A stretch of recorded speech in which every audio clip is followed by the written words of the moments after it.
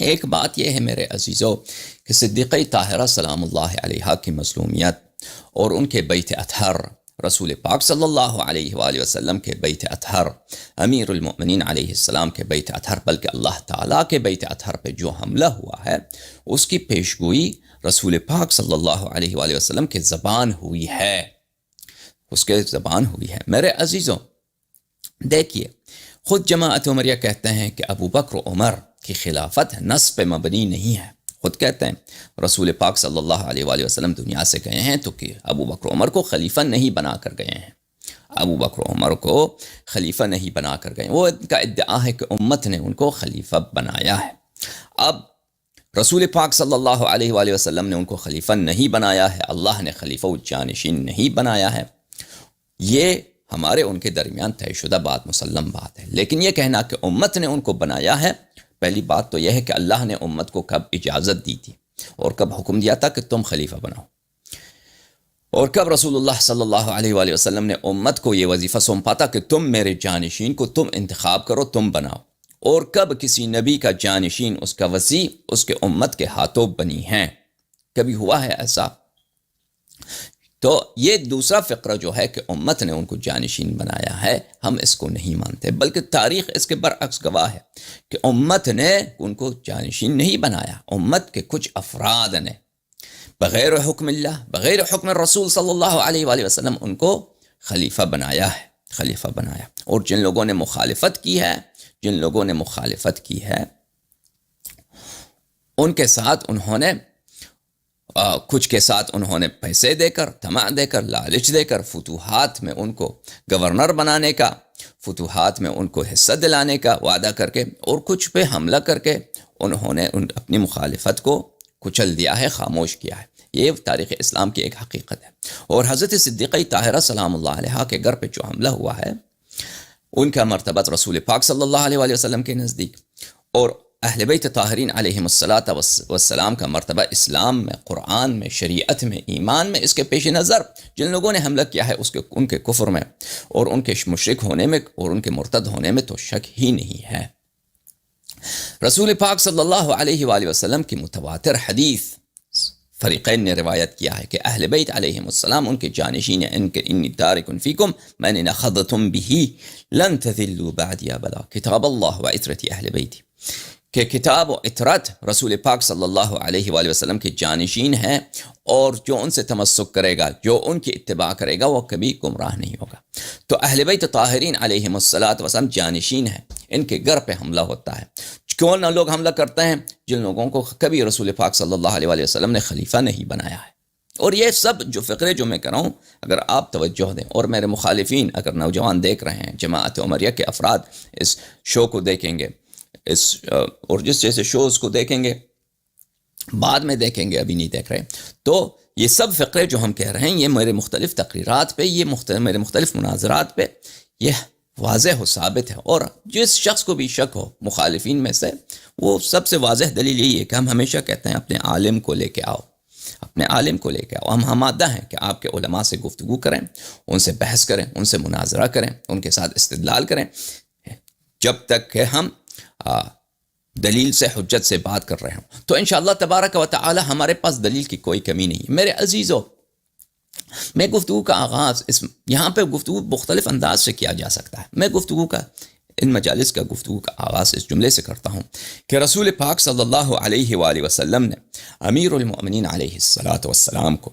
جماعت عمریہ کے احادیث میں، ہمارے شیعوں کے احادیث میں تو غصب خلافت بہت بہت زیادہ اس کی بات ہے، یعنی ہمارے احادیث میں اہل بیت طاہرین علیہم السلام کے فرامین میں کہ یہ رسول پاک صلی اللہ علیہ وآلہ وسلم کو معلوم تھا، اللہ تعالیٰ کو معلوم تھا، اور انہوں نے بتایا بھی تھا کہ خلافت غصب ہوگی، میری امت بدبخت ہوگی، میری امت، میرے صحابہ بدبختی کا ارتکاب کریں گے اور میری مخالفت کریں گے اور اللہ کی مخالفت کریں گے، جیسے یہود و نصارہ حضرت عیسیٰ و حضرت موسیٰ علیہ السلام کے اصحاب نے ان سے غداری کی تھی، اس طرح میرے صحابہ میرے ساتھ کریں گے، میری امت بھی کریں گے۔ تو یہ ہمارے احادیث میں تو بہت زیادہ ہے، بہت زیادہ ہے۔ اب جماعت عمریہ کے احادیث میں بھی یہ مطلب موجود ہے، لیکن اس تعداد میں نہیں جتنے ہماری احادیث میں ہے، اور اس کی وجہ انشاءاللہ تبارک و تعالی میں آگے والے دنوں میں اگر زندگی رہی تو آپ کو بتاؤں گا کہ مقدمات بحث میں یہ ایک بحث یہ ہے کہ اس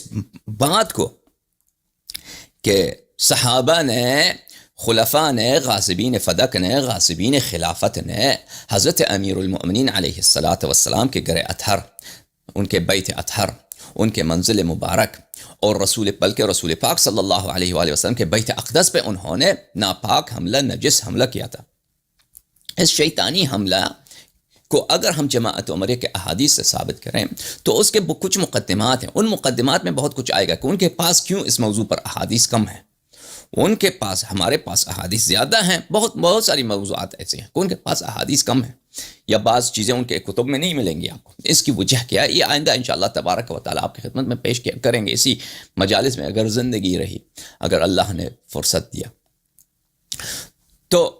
رسول پاک صلی اللہ علیہ وآلہ وسلم نے اس بات کی طرف اشارہ فرمایا تھا، بلکہ اشارہ تو کیا، تصریح فرمایا تھا۔ تو انہی کے اسی سلسلے میں یہ حدیث شریف ہے کہ امیر المؤمنین علیہ الصلاۃ والسلام سے مختلف طرق میں سے، اور ہر طریق صحیح سے جماعت مخالفین نے روایت کی ہے کہ امیر المؤمنین علیہ السلام نے فرمایا کہ رسول پاک صلی اللہ علیہ وآلہ وسلم نے مجھ سے کہا ہے، مجھ سے وصیت ہے، ان الامت ستغدر بک امتی بعدی، کہ رسول پاک صلی اللہ علیہ وآلہ وسلم کی امت ان کے چلے جانے کے فوراً بعد، ان کے شہادت کے فوراً بعد غداری کرے گی، غداری کرے گی۔ کن سے؟ سید المسلمین یعصوب الدین امیر المؤمنین علیہ الصلاۃ والسلام سے۔ میرے معزز ناظرین، یہ حدیث صحیح ہے، اور یہ حدیث رسول پاک صلی اللہ علیہ وآلہ وسلم کے لسان اطہر سے ہے، اور یہ شیعہ کتب میں بھی ہے، اور مخالفین کے کتب میں بھی ہے، اور مخالفین کے کتب میں صحیح سند کے ساتھ موجود ہے کہ امت، لفظ نبی کریم صلی اللہ علیہ وآلہ وسلم پہ توجہ دیں۔ رسول کریم صلی اللہ علیہ وآلہ وسلم افضل من نطق بالضاد افصح العرب والعجم۔ رسول اللہ تعالیٰ نے پورے کائنات، پوری انسانیت، اپنے ان کے خلائق میں سے ایک کو چنا ہے اپنے ترجمانی کے لیے، اپنے پیغام رسانی کے لیے، رسالت کے لیے۔ رسول پاک صلی اللہ علیہ وآلہ وسلم کو اللہ کے پیغام لے کے آیا ہے، ان کو بولی آتی ہے، کم از کم یہ تو مانے نا کہ رسول پاک صلی اللہ علیہ وآلہ وسلم کہتے ہو معصوم نہیں ہے، کم از کم یہ تو کہتے ہو کہ تبلیغ میں معصوم ہے۔ یہ تو پتہ ہے آپ کو کہ رسول پاک صلی اللہ علیہ وآلہ وسلم سب وہ کہتے ہیں ان پڑھ ہوتے بھی، نستجیر باللہ، لیکن بولی ان کو آتی ہے، عربی زبان ان کی مادری زبان ان کو آتی ہے، اور وہ اس عربی زبان میں سب سے فصیح ترین تھے۔ سب لوگ، میں نے بات کی ہے شاید اسی اردو میں، پتہ نہیں، وہ رسول پاک صلی اللہ علیہ وآلہ وسلم کی فصاحت کے موضوع پر علماء نے کتب لکھی ہیں، ان کی فصاحت کے موضوع پر کہ کتنے فصیح تھے، ان کے جملے اصلاً معجزہ ہیں رسول پاک صلی اللہ علیہ وآلہ وسلم کے۔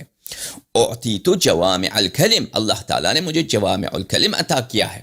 جوامع الکلم، وہ علماء نے، خود عمری علماء نے ان کی یہی سی تفسیر کی ہے کہ کلمات ان کے جامع ہیں، نہایت اختصار، نہایت مختصر الفاظ میں بہت گہرے معانی، کہ ان کے معانی کے کئی پہلو نکلتے ہیں، ان کو انہوں نے بیان کیا۔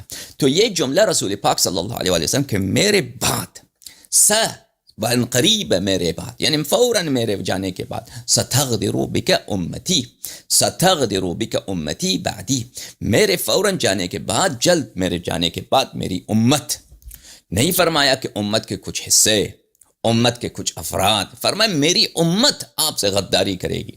میرے عزیزو، یہ کہ فرمایا کہ میری امت غداری کرے گی، امت، پوری امت غدار، اور یہ بھی پھر احادیث میں ہم آپ کو دکھائیں کہ غدر جو ہے وہ خیانت ہے، غدر جو ہے وہ فسق ہے، غدر پہ اللہ تعالیٰ نے کتنا، اور رسول پاک صلی اللہ علیہ وآلہ وسلم نے کتنے عذاب کا وعدہ دیا ہے۔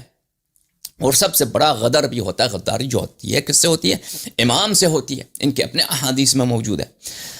اعظم غدر غدر امیر عامہ، جو عام امیر ہے، جو امام اکبر ہے، خلیفہ اعظم ہے، اس کی ساتھ غداری کرنا سب سے بڑا غدر تو وہی ہے۔ یہ باتیں آئیں گی، لیکن لفظ غدر کیا ہوتا ہے عزیزو؟ غدر کا معنی ہے کہ انسان پہ کوئی ذمہ داری ہو، انسان پہ کوئی عہد ہو، انسان آپ کے ذمہ کوئی میثاق ہو، آپ اس کو توڑ دیں، اپنے عہد کو، اپنی میثاق کو، اس کو توڑ دیں، اس کو بولتے ہیں غدر۔ غدر عام طور پر اقدار میں، معانی میں ہوتا ہے۔ خیانت جو ہے عربی زبان میں، خیانت کس میں ہوتی ہے؟ خیانت اموال میں ہوتی ہے. مثلا ہم نے آپ کو پیسے دیے، آپ نے ان پیسوں کو غلط جگہ پہ خرچ کر دیا، مجھے واپس نہیں کیے، تو یہ ہوتا ہے امانت میں خیانت. امانت دیا تھا، امانت اموال میں ہوتا ہے خیانت.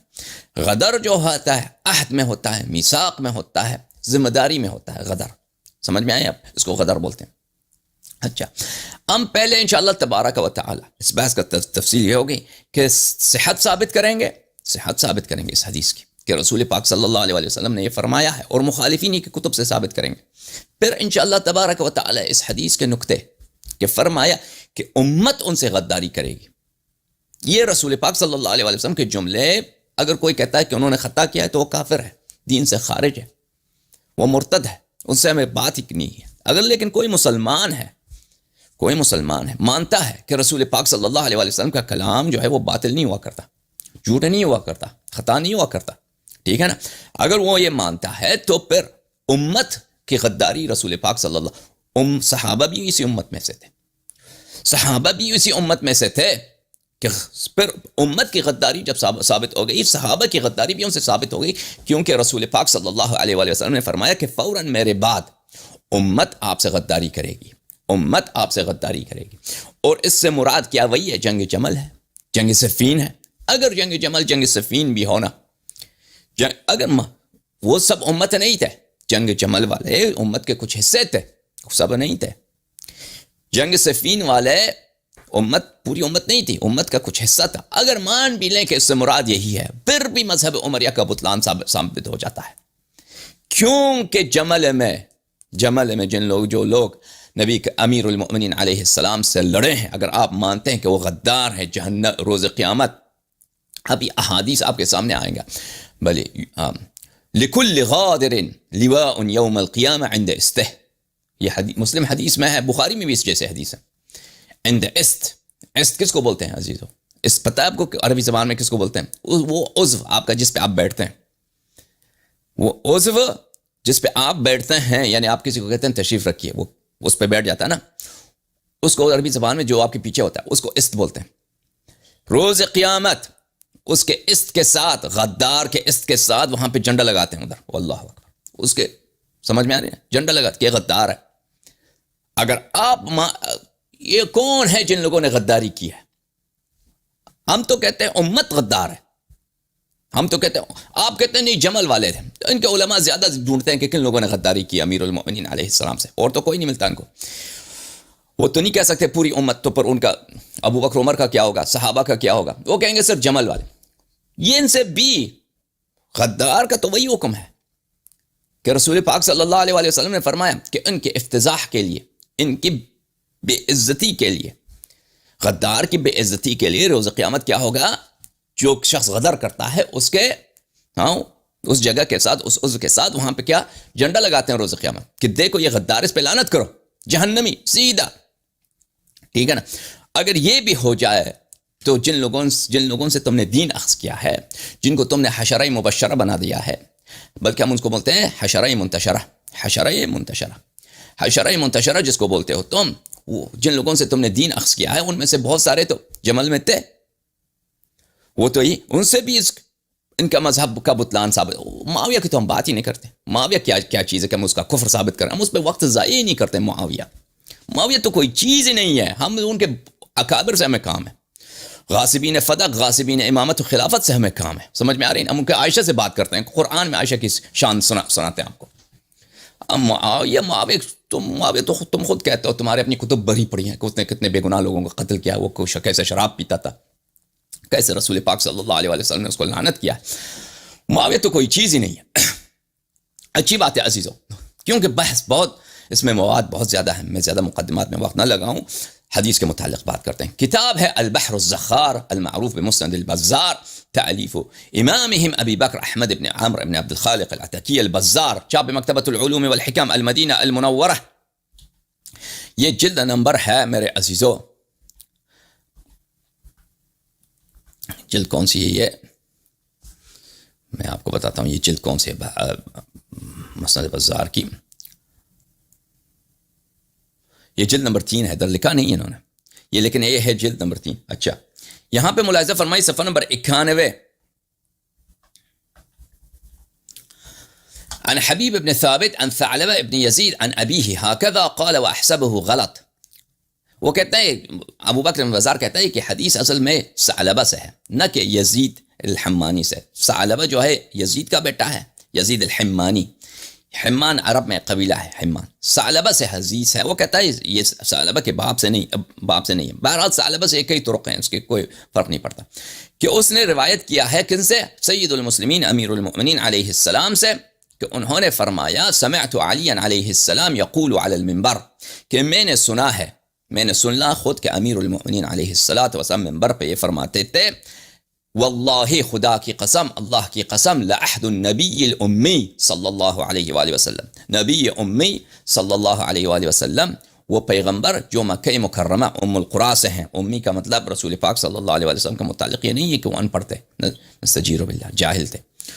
ذلیلو رسول پاک صلی اللہ علیہ وسلم پڑھتے بھی تھے، ان کو لکھنا بھی آتا تھا.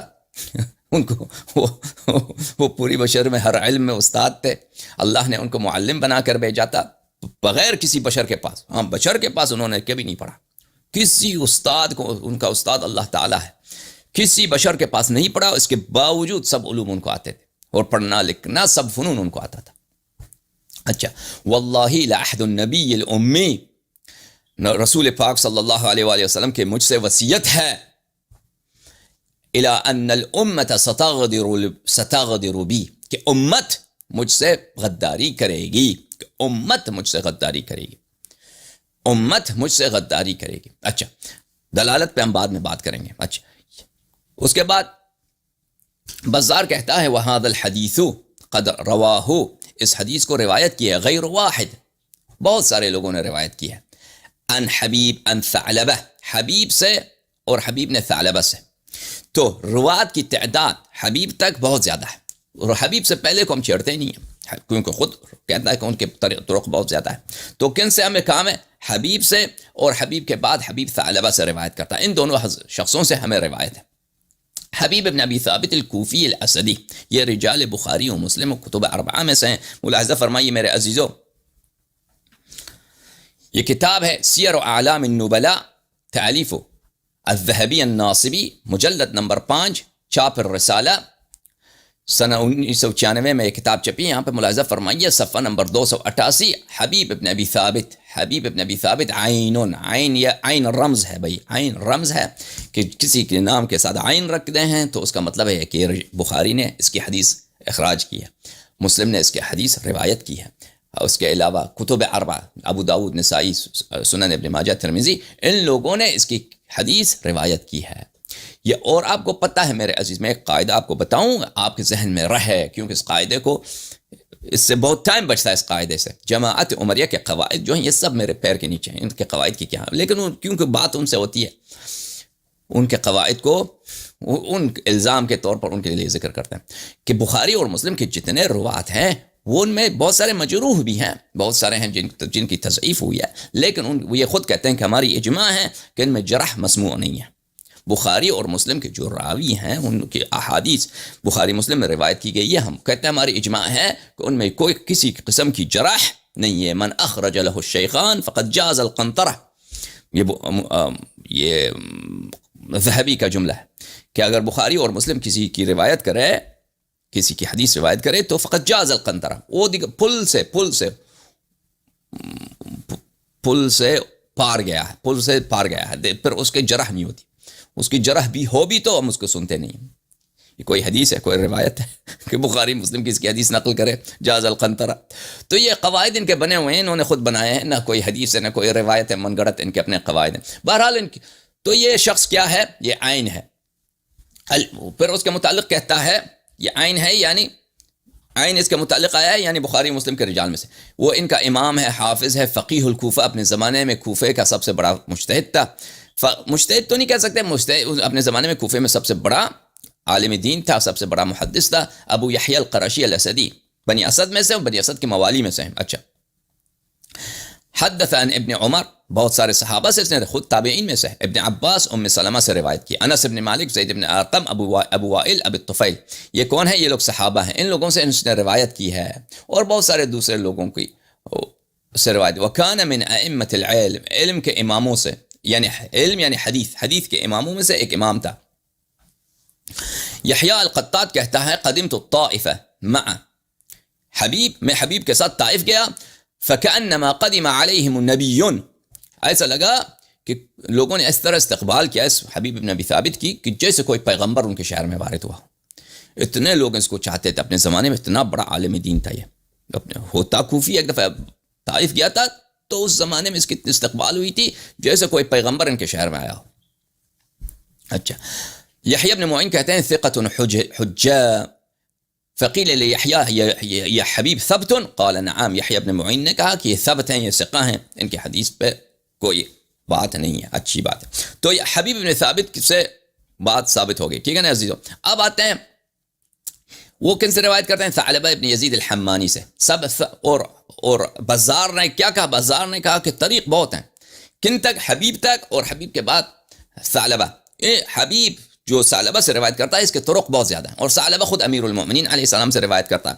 تو ثعلبہ کون ہے میرے عزیزو؟ ملاحظہ فرمائیے کتاب الثقات لابن ابی حاتم الرازی، کتاب الثقات لابن ابی حاتم الرازی، چھاپ حیدرآباد دکن، سن 1973 میں یہ کتاب چھپی ہے. ملاحظہ فرمائیے اس کتاب میں یہ جلد نمبر 3 ہے، بلکہ یہ جلد نمبر 4 ہے. اچھا، اس کتاب میں ملاحظہ فرمائیے عزیزو صفحہ نمبر 98 میں ثعلبہ ابن یزید الکوفی یروی عن علی علیہ السلام روا عنہ حبیب بن ابی ثابت. ثعلبہ ابن یزید کوفی روایت کرتا ہے کن سے؟ امیر المؤمنین علیہ السلام سے. اور ان سے کون روایت کرتا ہے؟ اور ان سے حبیب ابن ابی ثابت روایت. اس کو کتاب ثقات میں روایت ابن ابی حاتم الرازی، یہ ترمذی ابن جیسے لوگوں اس کے کچھ ایک طبقہ متاخر ہے، اور ان کی یہ کتاب جو ہے جرح و تعدیل کی ایک اہم کتاب ہے. ان کو ثقات میں ذکر کیا ہے، یہ توثیق ہے ان کی، اور تصریح بھی ہے کہ یہ امیر المؤمنین علیہ السلام سے روایت کرتا ہے. اور یہ شخص ثعلبہ امیر المؤمنین علیہ السلام کا سپہ سالار بھی رہ چکا ہے، ان کے سپہ سالار بھی رہ چکا ہے، یہ اس کو یہ شرف حاصل ہے. اچھا، یہ کتاب ہے کتاب المجروحین والضعفاء والمتروکین ابن حبان. ابن حبان نے ان کو ذکر کیا کتاب المجروحین میں. اب ان کی جرح کا بھی جواب دیں گے انشاءاللہ تبارک و تعالی. ملاحظہ فرمائیے جزء اول چھاپ دار المعرفہ سن 1992 میں دار المعرفہ میں یہ کتاب چھپا ہے. ملاحظہ فرمائیے صفحہ نمبر 207 میں ثعلبہ ابن یزید الحمانی من اہل الکوفہ یروی عن علی علیہ السلام سید المسلمین سلام اللہ علیہ سے روایت کرتا ہے، اور اس سے حبیب بن ابی ثابت روایت کرتا ہے کان غالیاً فی التشیع، تشیع میں غلو کرتا تھا. غلو کا مقصد ان کے نزدیک وہ نہیں ہے جو آپ سمجھتے ہیں. تشیع سے مراد امیر المؤمنین علیہ السلام سے محبت، اہل بیت علیہ السلام سے محبت. سمجھ میں آ رہی نا؟ جماعت عمریہ کے نزدیک، ان کے محدثین کے نزدیک جب کہا جاتا ہے کہ فلان شخص شیعی، اس کا مطلب یہ نہیں ہے کہ شیعی اثنا عشری یا شیعی امیر المؤمنین علیہ السلام کو منصوص بالنص مانتا ہے، جیسے ہم شیعہ ہیں یا شیعہ اثنا عشریہ ہیں یا شیعہ اسماعیلیہ ہیں. شیعہ اسماعیلیہ، شیعہ اثنا عشریہ، شیعہ بحرہ، یہ کیا مانتے ہیں؟ یہ کہتے ہیں کہ امیر المؤمنین علیہ السلام منصوص بالامامہ ہے. زیدیہ یہ نہیں کہتے، کچھ زیدیہ کہتے ہیں، کچھ زیدیہ یہ بھی نہیں کہتے. کچھ زیدیہ یہ کہتے ہیں کہ امیر المؤمنین علیہ السلام پہ نص صریح نہیں ہے، ان سے استنباط کیا جا سکتا ہے. وہ کہتے ہیں استنباط کیا جا سکتا ہے، صریح نص نہیں ہے زیدیہ کا یہ کہنا. ٹھیک ہے نا؟ لیکن ہمارا کیا کہنا؟ امیر المؤمنین علیہ السلام منصوص ہے. تو وہ جماعت عمریہ کے محدثین کے اصطلاح میں جب وہ کہتے ہیں شیعہ سے مراد وہ یہ نہیں لیتے کہ یہ امیر المؤمنین علیہ السلام کے امامت کو کس سے مانتا ہے؟ نص سے مانتا ہے، بلکہ وہ کہتے ہیں وہ امیر المؤمنین علیہ السلام سے محبت کرتا ہے، اور امیر المؤمنین علیہ السلام کو عثمان سے افضل سمجھتا ہے. یعنی جو جھگڑا ہوا تھا عثمان کے ساتھ، عثمان کو کس نے قتل کیا؟ مسلمانوں نے قتل کیا ہے. اس میں سے بہت سارے صحابہ تھے، طلحہ، زبیر، عائشہ، یہ سب عثمان کے مخالف تھے، عثمان کے قتل میں سب سے آگے تھے یہ لوگ. ٹھیک ہے نا؟ اور مروان ابن الحکم نے طلحہ کو قتل بھی کیا. مروان ابن کس نے قتل کیا طلحہ کو؟ آپ کو پتہ ہے جنگ جمل میں طلحہ کو کوئی اختلاف ہی نہیں ہے.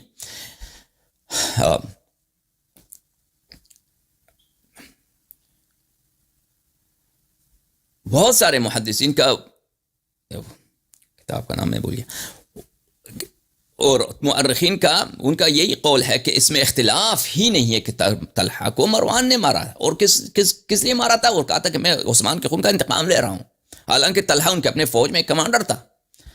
ٹھیک ہے نا؟ اور وہ فراڈ دیکھیں ان لوگوں کی، دنیا کا ظلم دیکھیں. مروان ہے عثمان کا داماد بھی ہے، اس کا چچا زاد بھائی بھی ہے، طلحہ، یہ سب عائشہ کے جیش میں، عائشہ کے لشکر میں ہیں۔ امیر المؤمنین علیہ السلام سے کس بنا پر لڑ رہے ہیں؟ کہ عثمان کے خون کا ہم بدلہ لے رہے ہیں آپ سے، آپ عثمان کے خون کا جو ہے، آپ نے عثمان کے قاتلین کو پناہ دیا ہے، بلکہ آپ نے عثمان کا خون کیا ہے، ہم آپ سے، آپ کی خلافت نہیں ہے، ہم آپ سے بدلہ لے رہے ہیں، انتقام لے رہے ہیں۔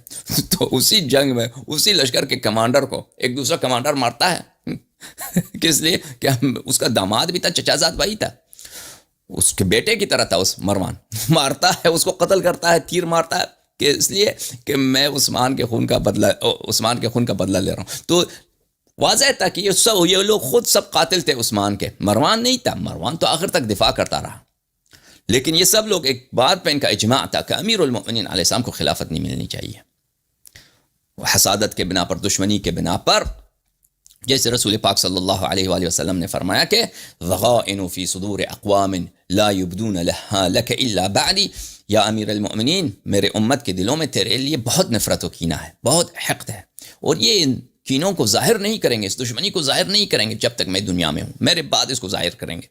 تو ان لوگوں کی دشمنی تھی امیر المؤمنین علیہ السلام سے، نہ کہ عثمان کے خون سے ان کو کوئی فکر تھا۔ عثمان کا خون صرف ایک سیاسی ایجنڈا تھا، عثمان کا خون کیا تھا؟ صرف کیا تھا؟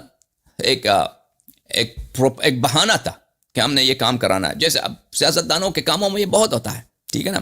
اب مثلا کووڈ آیا تھا امریکہ میں، اب بھی ہے کووڈ امریکہ میں، تو کووڈ جو امریکہ میں آیا تھا وہ سب کو پتا تھا کہ وہ ٹرمپ کا قصور نہیں تھا، لیکن اس کے مخالفین نے اس کو بہانہ بنایا، کیونکہ ٹرمپ کے خلاف ان کے پاس بہت کچھ نہیں تھا، کہ ٹرمپ کے خلاف، یعنی اس کا باقی جو کارنامہ تھا اقتصاد میں، دفاع میں، وہ سب پسندیدہ تھے، لیکن اس کا کیا تھا کہ اس کے زمانے میں کووڈ آیا تو اس کو دبانے کے لیے کووڈ کا کہ لوگ مر رہے ہیں، اس میں صدر کا کیا قصور ہے؟ لوگ مر رہے ہیں، اور یہ ڈاکٹر تھوڑی ہے، ڈاکٹروں کے پاس علاج نہیں ہے، وہ صدر کا قصور ہے اس میں، ٹھیک ہے نا۔ تو کووڈ کو ان لوگوں نے بہانہ بنایا اس کو مارنے کے۔ اسی طرح اس زمانے میں کیا تھا کہ عثمان کے خون کو انہوں نے بہانہ بنایا، تو ان لوگوں کو شیعہ کہتے تھے۔ وہ بات یہ ہے کہ جو لوگ عثمان کے انہوں نے مخالفت کی تھی، لیکن وہ ابو بکر عمر کو مانتے تھے، ان کو شیعہ کہا جاتا تھا، اس زمانے میں شیعہ کہا جاتا تھا، کہ وہ امیر المؤمنین علیہ السلام کے ساتھ ہیں، بنی امیہ کے خلاف ہیں، یہ امیر المؤمنین علیہ السلام کے پارٹی ہیں شیعہ۔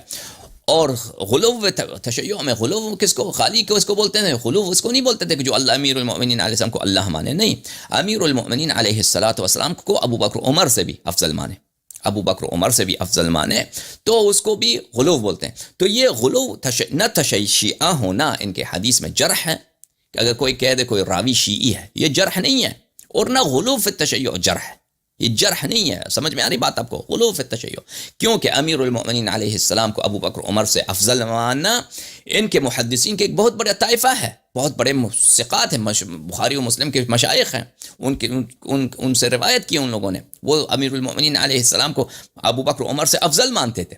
یہ کوئی اگر یہ تشیع اور غلو فی التشیع اس کو آپ جرح مانے، تو ان کے پاس بہت کم حدیث بچے گی، ان کے پاس حدیث ہی نہیں رہے گی۔ سمجھ میں آ رہی بات آپ کو؟ پھر کہا لا يحتج باخباره اذا تفرد بها عن علی۔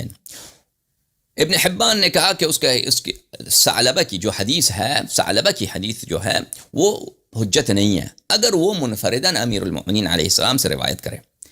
اس نے ابن حبان کی بھی جو جرح ہے وہ کس شرط پہ ہے؟ اگر وہ حدیث متفرد ہو، حدیث صرف ثعلبہ نقل کرے، کوئی اور نقل نہ کرے۔ تو یہ حدیث جو ہے صرف ثعلبہ نے نقل نہیں کیا، اور لوگوں نے بھی نقل کیا ہے، ہم ابھی آپ کو دکھائیں گے، اور دوسرے طریق بھی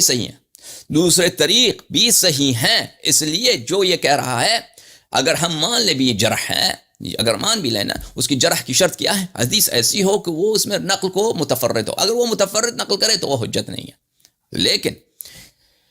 لیکن اگر کوئی حدیث وہ متفرد نہ بھی ہو، تو اگر وہ متفرد نہیں ہے اس میں، تو وہ اس کی جرح بھی لاگو نہیں، حالانکہ یہ جرح ہے ہی نہیں، تشیع اور غلو فی التشیع جرح ہی نہیں ہے، جیسے کہ ہم آپ کو بتائیں گے۔ سمجھ میں آ رہی ہے بات آپ کو؟ تو کہنے کا مقصد کیا ہے کہ انہوں نے جو جرح کی ہے وہ جرح نہیں ہے۔ اچھا،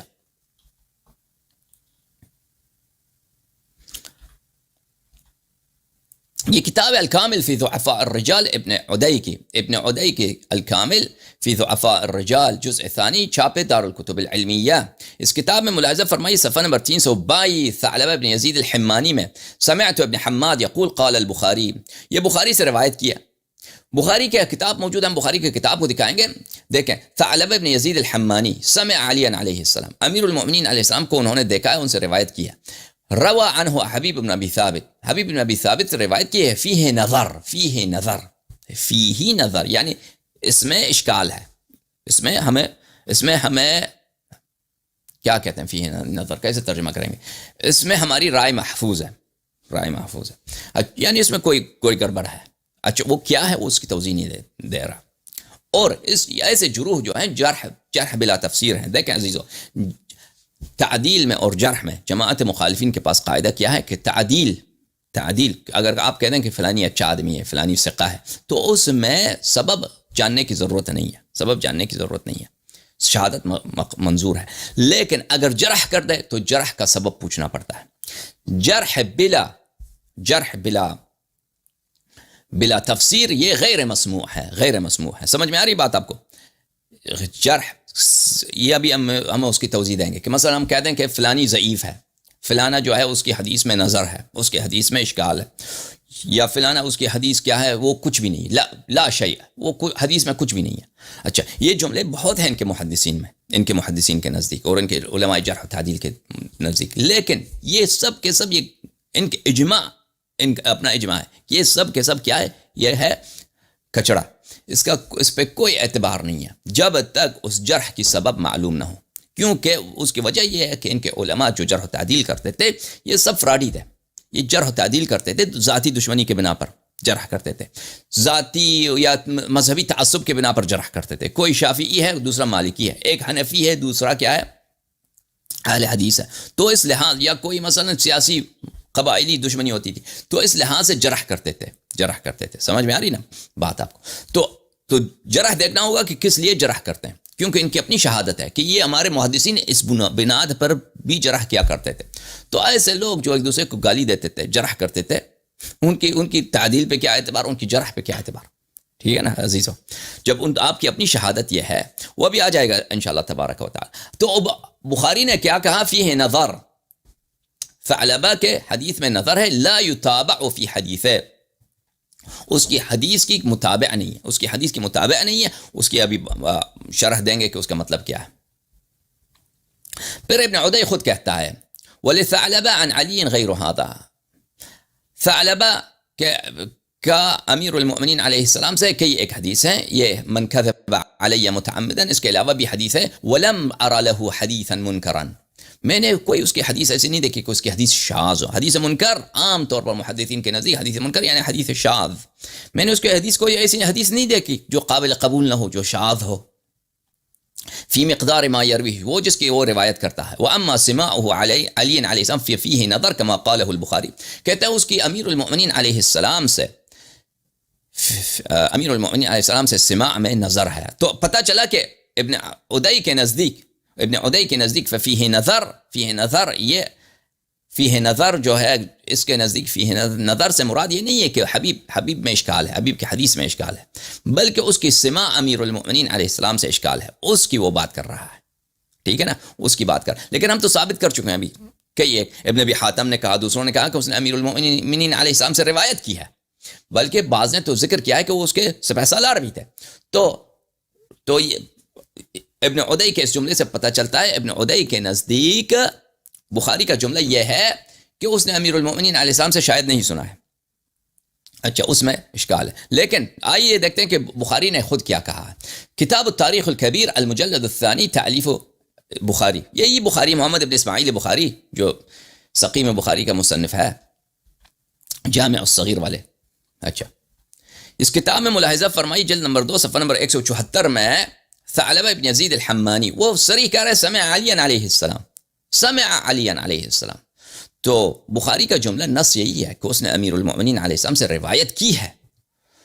روا عنہ حبیب بن ابی ثابت یعد فی الکوفیین، حبیب بن ابی ثابت نے اس سے روایت کی ہے، اس کا حساب کوفیین میں ہوتا ہے. یہ کوفیین جب یہ کہتا ہے نا، کوفیین ان کے پاس ایک کوڈ ورڈ ہے محدثین کے نزدیک. کوفی. جب بولتے ہیں کوفی تو اس سے مراد اشارہ کرتے ہیں کہ اس میں تشیع ہے. ان میں کیا ہے؟ ان میں میل ہے اہل بیت کی طرف. میل یعنی محبت ہے اہل بیت علیہ السلام. تو پر ہوشیار رہنا کہ ان کے حدیث میں تشیع کی طرف اہل بیت علیہ السلام کے فضائل ان کو ملیں گے. اس کی وجہ کیا ہے کہ امیر المؤمنین علیہ السلام کوفے میں رہتے تھے. ان سے پہلے عبداللہ ابن مسعود کوفے میں رہتے تھے. تو یہ لوگوں کے رہنے کی وجہ سے کوفے میں حذیفہ ابن الیمان تھے. ان لوگوں کے کوفے میں رہنے کی وجہ سے وہاں پہ اور علم کا مرکز بھی کوفہ بنا. اسی وجہ سے کہ امیر المؤمنین علیہ السلام وہاں پہ 4-5 سال رہے تھے. علم کا مرکز بنا ہی. اللہ مدینہ کیوں نہیں بنا؟ مدینہ میں صحابہ اتنے رہتے تھے کیونکہ وہاں پہ مبغض تھے، لوگ مخالف تھے امیر المؤمنین علیہ السلام کے. یہاں پہ لوگ نئے مسلمان تھے تو انہوں نے امیر المؤمنین علیہ السلام سے اخذ کیا. تو علم کا مرکز کہاں بنا؟ مدینہ کے بجائے کوفہ بنا. آخر تک کوفہ ہی رہا. لیکن بہت قتل عام جو وہاں پہ کوفے میں ہوا بنی امیہ کے نزدیک، تو وہاں پہ بہت صفایا کیا گیا. خالص شیعوں کا بہت صفایا کیا گیا امیر المؤمنین علیہ السلام کے بعد. یعنی معاویہ سن 40 میں جو اس کا حکومت بنی ہے کوفے پر، سن 130 تک 132 تک یعنی 90 سال بنی امیہ نے جو حکومت کی ہے پورے عالم اسلام اور بالخصوص کوفے میں، انہوں نے بہت قتل کیا تھا شیعوں کا. اچھا،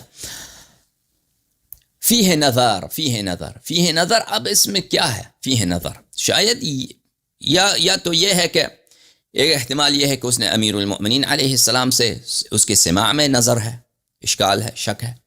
تو اس کا احتمال کم ہے کیونکہ وہ خود کہتا ہے سمع علی علیہ السلام. روا عنہ حبیب بن ابی ثابت نے اس سے روایت کی اس میں نظر ہے. یہ بھی درست نہیں ہے. فیہ نظر، بخاری جو کہتا ہے فیہ نظر یعنی اس خود ثعلبہ میں نظر ہے، ثعلبہ میں اشکال ہے، یعنی اس کی رائے محفوظ ہے. اب وہ نظر کیا ہے؟ بخاری بتاؤ، جرح بتاؤ اپنا کہ جرح تمہارا کیا ہے.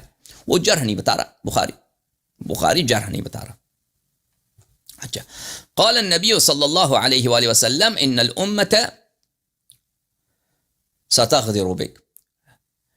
اس نے روایت کی امیر المؤمنین علیہ السلام سے ثعلبہ نے حبیب نے ثعلبہ سے روایت کی ہے کہ امت آپ سے غداری کرے گی. قال ولا يتابع علیہ. اس حدیث کی متابع نہیں ہے. متابع کس کو بولتے ہیں عزیز؟ تابع اس حدیث کو بولتے ہیں کہ وہی حدیث دوسرا شخص بھی روایت کرے. دوسرا شخص یعنی یہ بخاری کا کہنا یہ ہے کہ یہ ثعلبہ کا ادعا ہے کہ میں نے امیر المؤمنین علیہ السلام سے سنا ہے کہ انہوں نے یہ فرمایا ہے. تو ہمیں تابع کی ضرورت ہے. اس حدیث کی تابع کہاں ہے؟ حدیث کی تابع یہ ہے کہ یہی حدیث امیر المؤمنین علیہ السلام سے کوئی دوسرا شخص بھی روایت کرے، اس کو کہیں گے تابع. اس کو کہتے ہیں تابع. شاہد کس کو بولتے ہیں؟ شاہد بولتے ہیں اس حدیث کو جو اسی سے ملتی جلتی حدیث ہو. ضروری نہیں یہی حدیث ہو، کوئی بھی حدیث ہو، دوسرے شخص سے بھی ہو، کسی اور صحابی سے ہو، جو بھی ہو، لیکن اسی معنی پر اس کی دلالت ہو، اسی معنی کی تائید کرے. سمجھ میں آ رہے ہیں؟ تابع اور شاہد میں یہ فرق ہے. تابع اس حدیث کو بولتے ہیں کہ وہی حدیث اسی جس منبع سے نقل کیا گیا ہے اسی منبع سے دوسرا شخص بھی روایت کرے. شاہد اس کو بولتے ہیں کہ کوئی ایسی دلیل دوسری احادیث میں مل جائے جس سے اس کے حدیث کی تائید ہوتی ہو. سمجھ میں آ رہی بات آپ کو؟ تو کہتے ہیں اس کی حدیث کے کوئی تابع نہیں. یہ بھی بکواس ہے اس کی. پہلی بات تو یہ کہ حدیث کے صحت میں شرط نہیں ہے کہ اس کی تابع ہو. پہلی بات تو یہ. دوسری بات یہ کہ اس کی تابع ہے بخاری. تو یہ کیا ہو گیا ہے کہ اس کی حدیث کی تابع نہیں؟ اس کی حدیث کی تابع ہے بلکہ توابع ہے. ہم توابع دکھائیں گے آپ کو. ملاحظہ فرمائیے کتاب تہذیب الکمال فی اسماء الرجال تألیف المزی.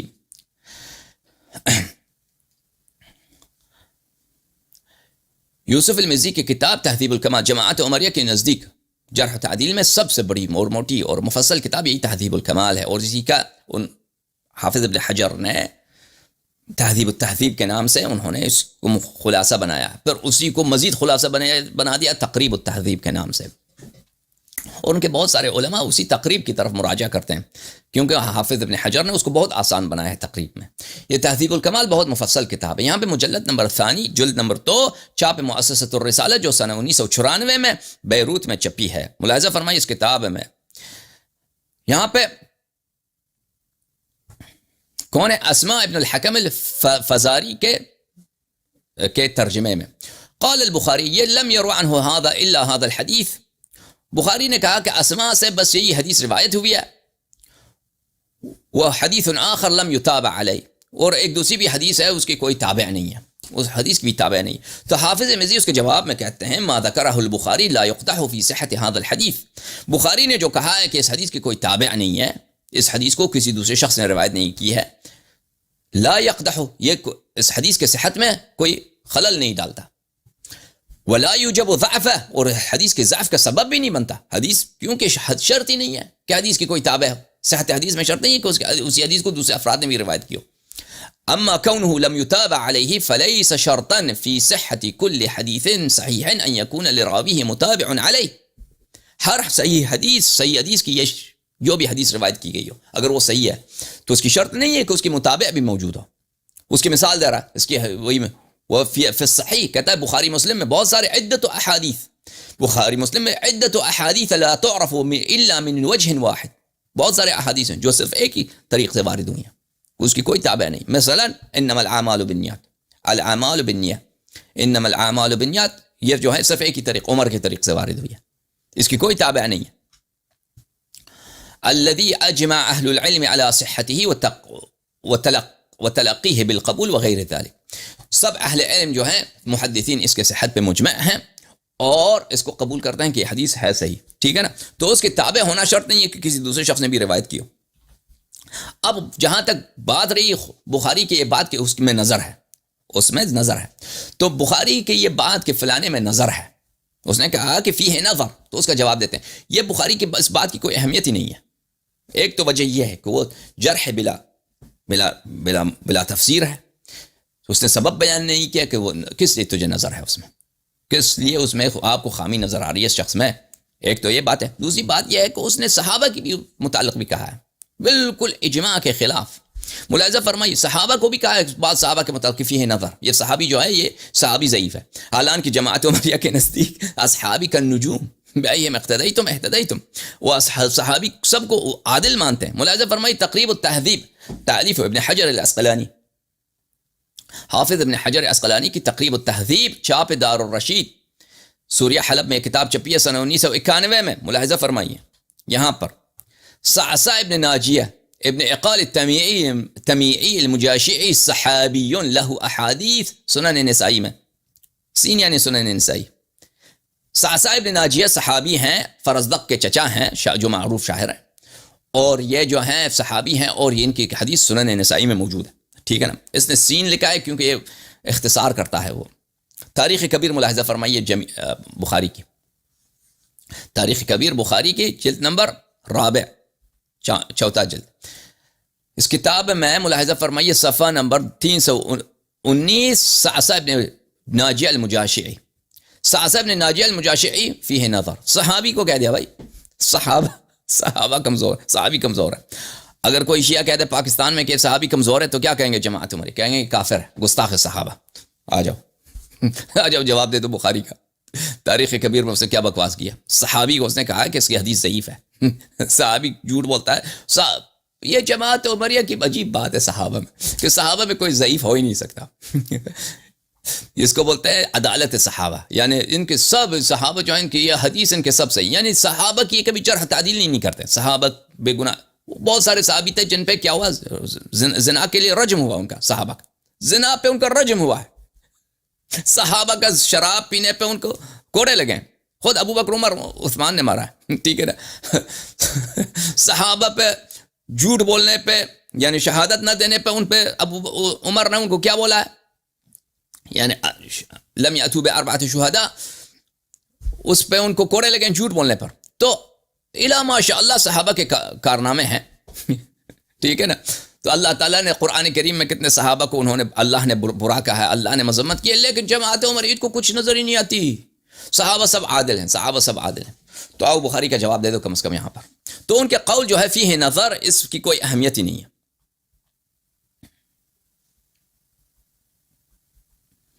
اچھا،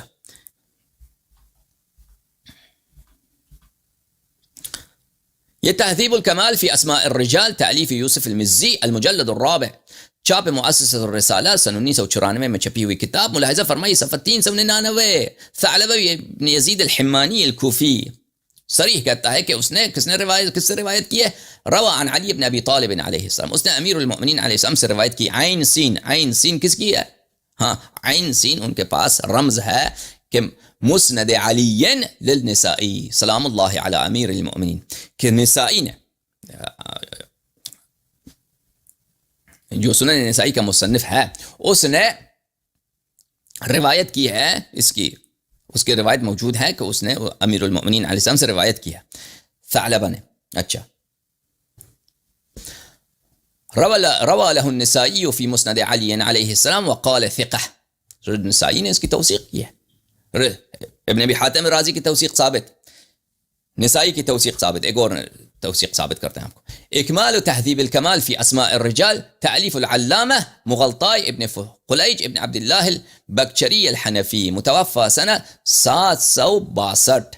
المجلد الثالث چھاپ الفاروق الحدیثہ للطباعة والنشر. یہ کتاب چھپی ہے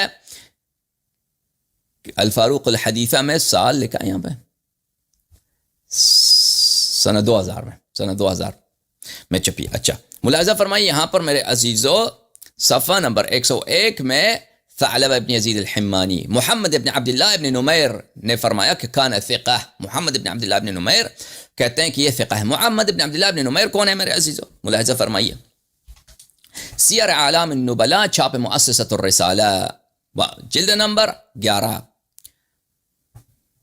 اچھا، سنہ 1996 میں کتاب چھپی ہے، صفحہ نمبر دیکھیے 455 میں. محمد ابن عبداللہ ابن نمیر الحافظ الحجہ شیخ الاسلام، اپنے زمانے کا سب سے بڑا عالم، اس کو بولتے ہیں شیخ الاسلام. شیخ الاسلام اپنے زمانے کا سب سے بڑا عالم شیخ الاسلام ابن نمیر. فهو من اقران احمد ابن حنبل وعلی ابن المدینی. احمد ابن حنبل اور علی ابن مدینی کے اقران میں سے. اس نے کہا یہ ثقہ ہے، یہ ثقہ ہے. اچھا، جب یہ پتہ چلا میرے عزیزو کہ یہ شخص ثقہ ہے، ٹھیک ہے نا،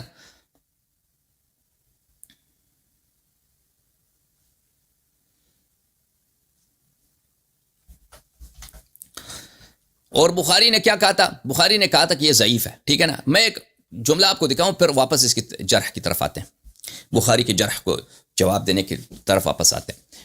بلکہ ایک تفصیل دی جواب دیتے ہیں پھر اس کی جواب کی طرف واپس آتے ہیں، بلکہ اس کے جواب دے بھی چکے ہیں. جرح بلا تبیین سبب غیر مسموع. جرح جو سبب بیان کیے بغیر ہو تو وہ غیر مقبول ہے، مقبول ہی نہیں ہوتی، اس کو نہیں مانا جاتا. یہ کتاب الکفایہ فی علم الروایہ تالیف ابی بکر الخطیب، خطیب بغداد، جو تاریخ مدینہ السلام، تاریخ بغداد جو بہت معروف و مشہور کتاب ہے جرح و تعدیل میں، اس کے مؤلف ہیں کہ الکفایہ فی علم الروایہ. اس کتاب میں ملاحظہ فرمائیے صفحہ نمبر 108 میں خطیب بہت زبردست جملہ یہاں پہ کہہ کے گئے ہیں. وہ میں آپ کو یہ جملہ پڑھ کے، جملے ان کے کچھ طویل ہیں لیکن یہاں سے شروع ہوتا ہے. سمعت القاضی ابا الطیب طاہر ابن عبداللہ ابن طاہر الطبری یقول، میں نے قاضی صاحب سے سنا لا يقبل الجرح الا مفسرا. جرح قبول نہیں ہے مگر یہ کہ تفسیر کیا جائے. وہ جو جارح ہے وہ جرح کا سبب ہمیں بتائے، کیوں آپ جرح کر رہے ہیں، کیوں آپ جرح کیوں کہہ رہے ہیں کہ فلانی کی حدیث قبول نہیں ہے، وجہ کیا ہے وہ بتائیں ہمیں. ولیس قول اصحاب الحدیث، محدثین جو کہتے ہیں ایک دوسرے کے متعلق کہ فلانی لیس بشیء، فلانی تو کچھ ہے ہی بھی نہیں، فلانی وہ اس کو چھوڑو، اس کے حدیث نہ سنو، اس کے حدیث نہ لکھو، وہ حدیث اس کی ضعیف ہے. وقول اصحاب الحدیث فلان ضعیف، فلانی ضعیف ہے، فلان لیس بشیء، فلانی تو کچھ بھی نہیں ہے. اصحاب حدیث کے یہ قول مما یوجب الجرح جرحہ ورد خبرہ، یہ نہ جرح کا سبب ہے اور نہ کسی کے رد کا سبب ہے. فلانی نے کہا، یحییٰ بن معین نے کہا وہ ضعیف ہے، احمد بن حنبل نے کہا فلانی لیس بشیء. وہ بابا جی سبب بتاؤ. جب تم خود کہتے ہو کہ تمہارا ابھی آئے گا کہ یہ مسئلہ اجماعی ہے، یہ مسئلہ صرف اس قاضی کا قول نہیں ہے، یہ مسئلہ اجماعی ہے، یاد رہیے آپ کو. کیونکہ جیسے حاکم نیشابوری صاحب مستدرک اپنے کتاب کے مقدمے میں مستدرک کہ لا سبیل الی اخراج ما علت له، آپ کو دنیا میں کوئی ایسی حدیث نہیں ملے گی جس میں کوئی علت نہ ہو، جس میں کوئی ضعف نہ ہو.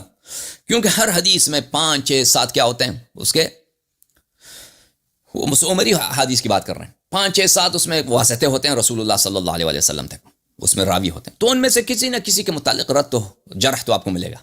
ان میں سے کسی نہ کسی 6 7 آدمی ہیں، ان میں سے کسی نہ کسی کے متعلق کسی فلانی مدلس تھا یا فلانی حافظہ کمزور تھا، یا فلانی کی حدیث مورد اعتماد نہیں ہے، یا فلانی نے فلانی سے سماع اس کا ثابت نہیں ہے، وہ کسی نہ کسی کے متعلق تو ملے گا. لا سبیل الی اخراج ما لا علت له. اس طرح تو آپ کو دنیا میں کوئی حدیث نہیں ملے گی.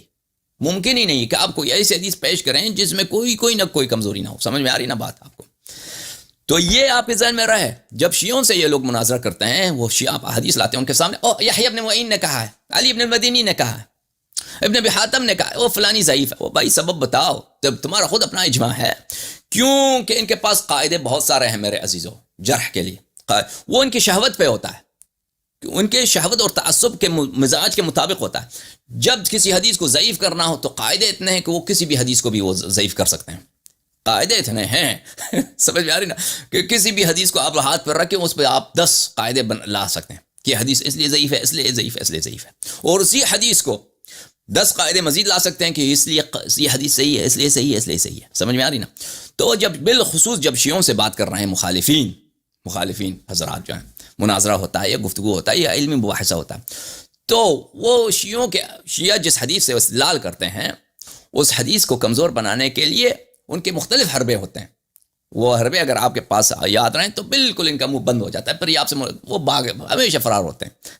جیسے اس حقیر سے، آپ کے بھائی سے، وہ کبھی حاضر نہیں ہوتے. تک گئے ہم اتنے سال ہو گئے ان کو بلاتے کہ آؤ مناظرہ کرو جماعت عمریہ کو.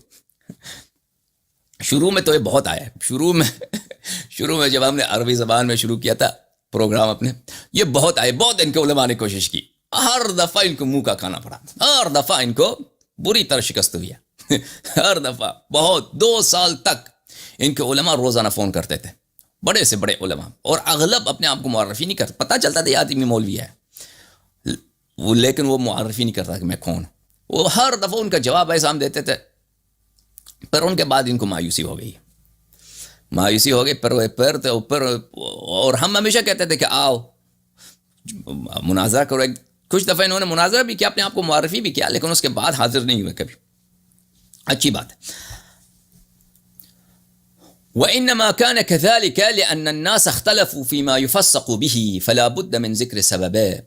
یہ وجہ اس کی یہ ہے کہ لوگ کسی شخص کی تفسیق کرتے ہیں، کسی شخص کو ضعیف بولتے ہیں، کسی شخص کو بولتے ہیں کہ اس کی حدیث صحیح نہیں ہے. اس کے وجوہات مختلف ہیں. کس لیے آپ اس کی تفسیق کر رہے ہیں، کس لیے آپ اس کی حدیث کو ضعیف کر رہے ہیں. یہ ہر شخص ایک ہی معیار کے مطابق دوسری کی جرح نہیں کرتا. ایک شخص آپ کے نزدیک مجروح ہے، وہی جرح کی سبب اگر ہم دیکھیں تو دیکھتے ہیں کہ وہ جرح ہے ہی نہیں ہے. تو جرح کی سبب بتائیں، جرح کی شہادت یہ صرف اس طرح قبول ہوگی کہ آپ جرح کی سبب بتائیں. لينظر هل هو فسق أم لا. وكذلك إذا شهد رجلان بأن هذا الماء نجس لم تقبل شهادتهما حتى يبين سبب النجاسة فإن الناس اختلفوا فيما ينجس به الماء وفي نجاسة الواقع فيه. کہتے ہیں کہ نجس کیا چیز ہے. یہ علماء میں اختلاف ہے، فقہاء میں اختلاف ہے کہ نجاست کیا ہوتی ہے. اس لیے اگر 2 شخص شہادت دے دیں کہ یہ پانی نجس ہے تو ان کی شہادت مقبول نہیں ہوگی. ہم پوچھنا پڑے گا کہ کیوں آپ کہہ رہے ہیں یہ پانی نجس ہے. کیونکہ ان کے جماعت عمریہ کے فقہاء میں اختلاف ہے کہ نجس چیزیں کون سی ہیں. تو وہ چیز جو آپ کے نزدیک، یہ جو شخص شہادت دے رہا ہے اس کے نزدیک نجس ہو سکتا ہے، نجس ہو، لیکن ہمارے فقیہ کے پاس نجس نہیں ہے، لہذا اس کی شہادت نہیں مانی جائے گی. آپ بتائیں کہ اس پانی میں لگا کیا ہے تاکہ پتہ چلے واقعا نجس ہے یا نہیں ہے. قلت خطیب اپنے استاد کا قول نقل کرنے کے بعد کہتا ہے وَهَذَا الْقَوْلُ هُوَ الصَّوَابُ عِنْدَنَا. یہ قول ہمارے پاس صواب ہے، یہ قول صحیح ہے. وَإِلَيْهِ ذَهَبَ الْأَئِمَّةُ مِنْ حُفَاظِ الْحَدِيثِ. تو علم حدیث کے جتنے بڑے عالم ہیں، الائمہ، علم حدیث کے امام، سب اسی قول کے قائل ہیں. ونقاد علم حدیث کے سب نقاد مثل محمد بن اسماعیل البخاری، مسلم بن حجاج النیشابوری اور غیرہ، سب کا یہی قول ہے، بخاری مسلم، کہ جرح کا سبب معلوم ہونی چاہیے.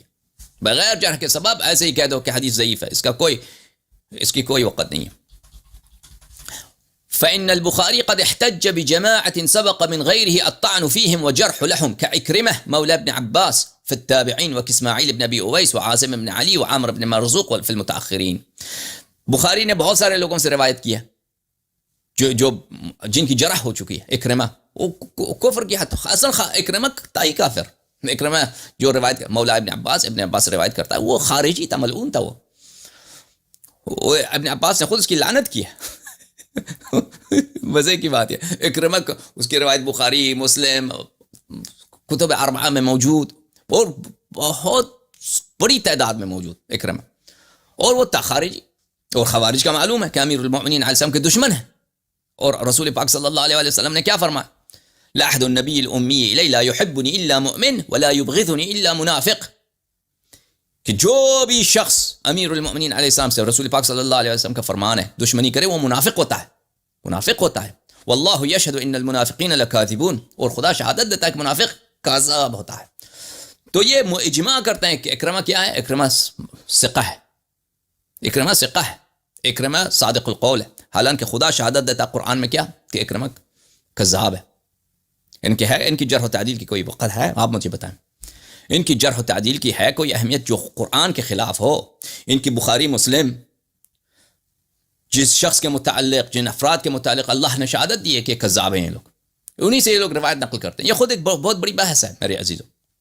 اچھا، بخاری بہت سارے لوگوں سے نقل کرتے ہیں جو مجروح ہیں، اکرمہ، اسماعیل ابن ابی ویس، عاصم ابن علی، عامر ابن مرزوق اور دوسرے، اور اسی طرح مسلم ابن حجاج بہت ساروں سے روایت کرتے ہیں کہ جو مجروح ہیں، جو مجروح ہیں۔ اچھا، اگلے صفحے میں جائیے۔ وسلك ابو داود السجستاني هذا الطريق وغير واحد بعده، فدل ذلك على انهم ذهبوا ان الجرح لا يثبت الا فسر سببه وذكر موجبه۔ ابو داود سجستانی کا بھی یہی طریقہ کار ہے۔ تو اس سے پتہ یہ چلتا ہے کہ ان لوگوں کے نزدیک جرح مقبول نہیں اس وقت تک جو اس کی سبب معلوم نہ ہو، کس لیے یہ شخص مجروح ہے، کس لیے یہ شخص مجروح ہے۔ دشمنی اہل بیت علیہم الصلوۃ والسلام کافی نہیں ہے ان کے نزدیک، رسول پاک صلی اللہ علیہ وسلم، اہل بیت طاہرین علیہم السلام کی شہادت ان کے لیے کافی نہیں ہے۔ بہرحال، اچھا، یہ کتاب ہے عمدۃ القاری شرح صحیح البخاری، تالیف محمود ابن احمد العینی۔ یہ بہت مفصل شرح ہے، فتح الباری کی طرح بہت مفصل شرح ہے۔ یہ فتح الباری ابن حجر اور محمود عینی ایک دوسرے کے کیا تھے؟ معاصر تھے۔ یہ جزء نمبر 1 ہے، ادارہ منیریہ کی چھپی ہوئی کتاب ہے۔ فی الصحیح جماعت جرحهم بعض المتقدمین وهو محمول على انه لم يثبت جرحهم بشرطه۔ بخاری میں بہت سارے ہیں، بہت سارے ایسے کیا ہیں راوی ہیں جن کی جرح ہو چکی ہے، لیکن ان کی جرح کی ہم تفسیر کیا کرتے ہیں کہ یہ ایسی جرح ہے جو ثابت نہیں ہے، جرح ہے لیکن جرح ثابت نہیں ہے، شرط کے ساتھ ثابت نہیں ہے۔ شرط کیا ہے؟ فإن الجرح لا يثبت الا مفسرا مبین السبب عند الجمہور، جمہور کے نزدیک، ہاں، معروف مشہور سب علماء کے نزدیک جرح اس وقت تک مقبول نہیں ہے جب تک وہ مفسر نہ ہو، مبین السبب نہ ہو۔ ٹھیک ہے نا؟ اب اس بات کو کیوں ہم بتا رہے ہیں، آپ کا وقت لے رہے ہیں؟ یزید ثعلبہ ابن یزید الحمانی نے امیر المؤمنین علیہ السلام سے، باقی رجال تو سب ثقہ ہیں، صرف ثعلبہ ابن یزید کی بات ہے۔ ثعلبہ ابن یزید نے کیا کہا کہ میں نے امیر المؤمنین علیہ السلام سے سنا، انہوں نے فرمایا کہ رسول پاک صلی اللہ علیہ وسلم کی وصیت ہے مجھ سے، ستغدر بک امتی، میری امت آپ سے غداری کرے گی، میری امت غدار ہے آپ سے، امت غدار ہے امیر المؤمنین علیہ السلام۔ سو ثعلبہ کے متعلق بخاری نے کیا کہا؟ یہ فیہ نظر، اس میں نظر ہے۔ تو سبب بتاؤ بخاری، تم تو صحابہ کو بھی تم نے کہا نا، بخاری تم نے تو صحابی کو بھی کہہ دیا کہ اس میں بھی نظر ہے تو سبب جب معلوم نہیں ہے تب جرح کرتے ہو بلا سبب کے۔ وہ سبب جو آپ نے بتایا ہے، اس وہ سبب آپ نہیں بتا رہے تو اس کا جرح آپ کی غیر مسموع ہے۔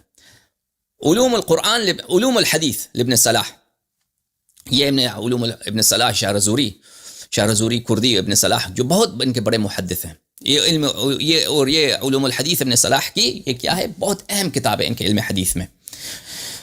بہت اس کتاب کی اتنی شرح لکھے ہیں ان لوگوں نے کہ آپ جتنے کہیں اتنی شرح لکھے انہوں نے۔ اچھا، ملاحظہ فرمائیے اس کتاب میں میرے عزیزو صفحہ نمبر 106 میں ابن صلاح کیا کہتے ہیں؟ وَأَمَّا الْجَرْحُ فَإِنَّهُ لَا يُقْبَلُ إِلَّا مُفَسَّرًا مُبَيَّنَ السَّبَبِ، جرح جو ہے لا يقبل، غیر مقبول ہے مگر یہ کہ وہ مفسر ہو، سبب بیان کیا گیا ہو، مبین السبب، تفسیر سبب بیان کیا گیا ہو۔ اچھا، لأن الناس يختلفون فيما يجرح وفيما لا يجرح، کیونکہ کیا چیز جرح ہے کیا چیز جرح نہیں ہے، یہ سب علماء کا ایک موقف نہیں ہے۔ آپ کہتے ہیں فلانا امیر المومنین علیہ السلام سے محبت کرتا تھا اس لیے اس کی حدیث مقبول نہیں. یہ کیا بکواس ہے؟ محبت اللہ بھی محبت کرتا ہے امیر المومنین علیہ السلام سے، جبرائیل بھی محبت کرتا ہے وہ غالی فی التشیع بھی ہے. جبرائیل رسول پاک صلی اللہ علیہ وسلم غالی فی التشیع. سمجھ میں آ رہی بات؟ آپ سبب بیان کریں کہ ہمیں پتہ چلے کہ آپ کیوں کہہ رہے ہیں کہ یہ فلانا شراب پیتا تھا، فلانا مثلا جھوٹا آدمی تھا، سب نے دیکھا کہ وہ جھوٹ بول رہا ہے. کیا سبب کیا ہے آپ کہہ رہے ہیں کہ فلانی کی حدیث مقبول نہیں ہے؟ فَيُطْلِقُ أَحَدُهُمُ الْجَرْحَ بِنَاءً عَلَى أَمْرٍ اعْتَقَدَهُ جَرْحًا وَلَيْسَ بِجَرْحٍ فِي نَفْسِ الْأَمْرِ. کوئی شخص کسی کو جرح کرتا ہے اور وہ حقیقت میں جرح نہیں ہوتا، کہتا ہے فلانے کی حدیث مقبول نہیں ہے، لیکن ہم دیکھتے ہیں وہ سبب کیا ہے. سبب وہ واقعاً وہ جرح نہیں ہے. فلا بد من بیان سببه لينظر فيه هل هو جرح ام لا، وهذا هو ظاهر مقرر في الفقه واصوله. یہ کہ فقہاء اصولین سب کا موقف یہی ہے کہ جرح کا سبب بتاؤ. اچھا، خطیب نے بھی کہا ہے کہ یہ بخاری مسلم اور سب کا یہی مسلک رہا ہے. اچھا، تدریب الراوی فی شرح تقریب النووی تعلیف السیوطی، جزء اول، چھاپ مکتبۃ الکوثر، کتاب چھپا ہے سنہ 1415 ہجری میں، مکتبۃ الکوثر، ریاض، سعودی عرب میں. ملاحظہ فرمائیے یہاں پر نووی یحییٰ بن شرف النووی کا یقبل التعدیل من غیر ذکر سببہ علی الصحیح. تعدیل جو ہے سبب کے بغیر، تعدیل کہ فلانی عادل ہے، شہادت دو کہ عادل ہے، یہ سبب اس کی ضرورت نہیں ہوتی. وہ سب جمہور کے نزدیک غیر قبول ہوتا ہے. المشہور علی الصحیح، المشہور مشہور اور صحیح کا قول یہ ہے. ولا يقبل الجرح الا مبین السبب، جرح جو ہے سبب اس کی معلوم ہونی چاہیے. اور سیوطی جو ہے اسی بات کو یہاں پہ قبول کرتے ہیں اور اس کو دہراتے ہیں. ٹھیک ہے نا، اچھی بات. جب یہ پتہ چلا میرے عزیزو، آتے ہیں تقریب التہذیب کی طرف. حافظ ابن حجر تقریب التہذیب میں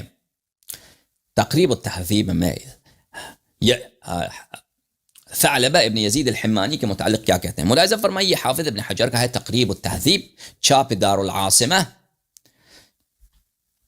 یہاں پہ صفحہ نمبر مقدمے میں، وہ اپنے مقدمے میں کہتا ہے، یہ مقدمہ دیکھیے حافظ ابن حجر کا صفحہ نمبر 79 میں، بلکہ صفحہ نمبر 80 میں اپنے مقدمے میں کہتا ہے اننی احکم، کہتا ہے میں ہر ایک کے متعلق، ہر راوی کے متعلق حکم صادر کرتا ہوں. على كل شخص منهم بحكم يشمل أصح ما قيل فيه وأعدل ما وصف به بألخص عبارة وأخلص إشارة. کہتا ہے کہ میں ہر شخص کے متعلق میں حکم دیتا ہوں کہ علماء کے نزدیک تو اقوال بہت ہیں کہ فلانی، کوئی کہتا ہے ثقہ ہے، کوئی کہتا ہے کہ ضعیف ہے، تو کس کی بات مانی جائے؟ تو میں ان سب اقوال کو دیکھ کر ہر شخص کے مطابق جو عادل وصف بیان کی، عادل یعنی سب سے با انصاف جو بات ہے اور سب سے اصح قول جو ہے اس میں کے متعلق کہہ گئی ہے، میں اس کو بہت ہی ملخص عبارت کے ساتھ اور ملخص مختصر اشارے کے ساتھ میں بیان کروں گا. اچھا، یہ حافظ ابن حجر نے کہا. تو یہ کہنے کے بعد آتے ہیں کہ اس نے ثعلبہ کے متعلق کیا ہے کہا ہے صفحہ نمبر 189 میں. ثعلبہ ابن یزید الحمانی صدوق شیعی من الثالثہ، صدوق شیعی. دیکھیں صدوق شیعی. حافظ ابن حجر نے اپنے کتاب تقریب التہذیب میں جرح و تعدیل کے 12 مرتبے بنائے ہیں، 12 مرتبے. اور اس میں سے پہلا مرتبہ صحابہ کا ہے کہ وہ تو سب عدول ہیں، ان میں سب عدول ہیں ان میں، وہ تو ان کے سب سے اشرف ہیں. اس کے بعد جو دوسرے ہیں، ٹھیک ہے نا. تو ان 12 مراتب میں سے 6 تعدیل کے لیے اور 6 جرح کے لیے، تضعیف کے لیے 6. تو پانچویں مرتبے پر وہ لوگ ہیں جن کے متعلق کہتے ہیں صدوق شیعی، صدوق لہو اخطاء، صدوق لہو اوہام. اور یہ مرتبہ بڑا مشکل ہے، یہ مرتبہ جو ہے علماء کے نزدیک بڑا مشکل ہے کہ اس کے متعلق ہم کیا کہیں، اس کی حدیث کیا صحیح ہے کیا صحیح نہیں ہے. عام علماء کے نزدیک جو محقق لوگ نہیں، وہ نہیں جانتے. لیکن حقیقت یہ ہے کہ ان لوگوں، جن لوگ یہ سب پہلے جو 6 مرتبے حافظ ابن حجر کے نزدیک 12 مراتب میں سے یہ سب تعدیل کے لیے، اور یہ سب ان کی حدیث کی مقبولیت کے لیے ہے. ان کا جو لوگ بالخصوص جو لوگ 5ویں مرتبے میں ہیں، ان کی حدیث حسن اور صحیح کے مرتبے سے کم ان کا نہیں ہو سکتا. اس کی وجہ کیا ہے؟ اس کی وجہ میں بتاتا ہوں. پہلی بات تو یہ ہے کہ بخاری مسلم کے بہت سارے روات ایسے ہیں، اگر آپ دیکھیں کہ ان کے متعلق اس نے کہا صدوق لہ اوہام، صدوق شیعی، صدوق لہ اخطاء، یہ بہت اس کے جملے ہیں، اس طرح ہیں، ٹھیک ہے نا، اس کے جملے بخاری مسلم کے بہت سارے روات کی، یہ اگر یہ ان کی کتاب تقریب التہذیب میں اگر ہم نے دیکھا ہے، ہم نے تتبع کیا ہے استقراء کر کے، بہت سارے ایسے ہیں۔ اچھا، دوسری بات یہ ہے، ملاحظہ فرمائیے، یہ منهج دراسة الأسانيد والحكم عليها تأليف الدكتور ولید ابن حسن العانی، چھاپ دار النفائس اردن میں کتاب چھپی ہے سنہ 1999 میں۔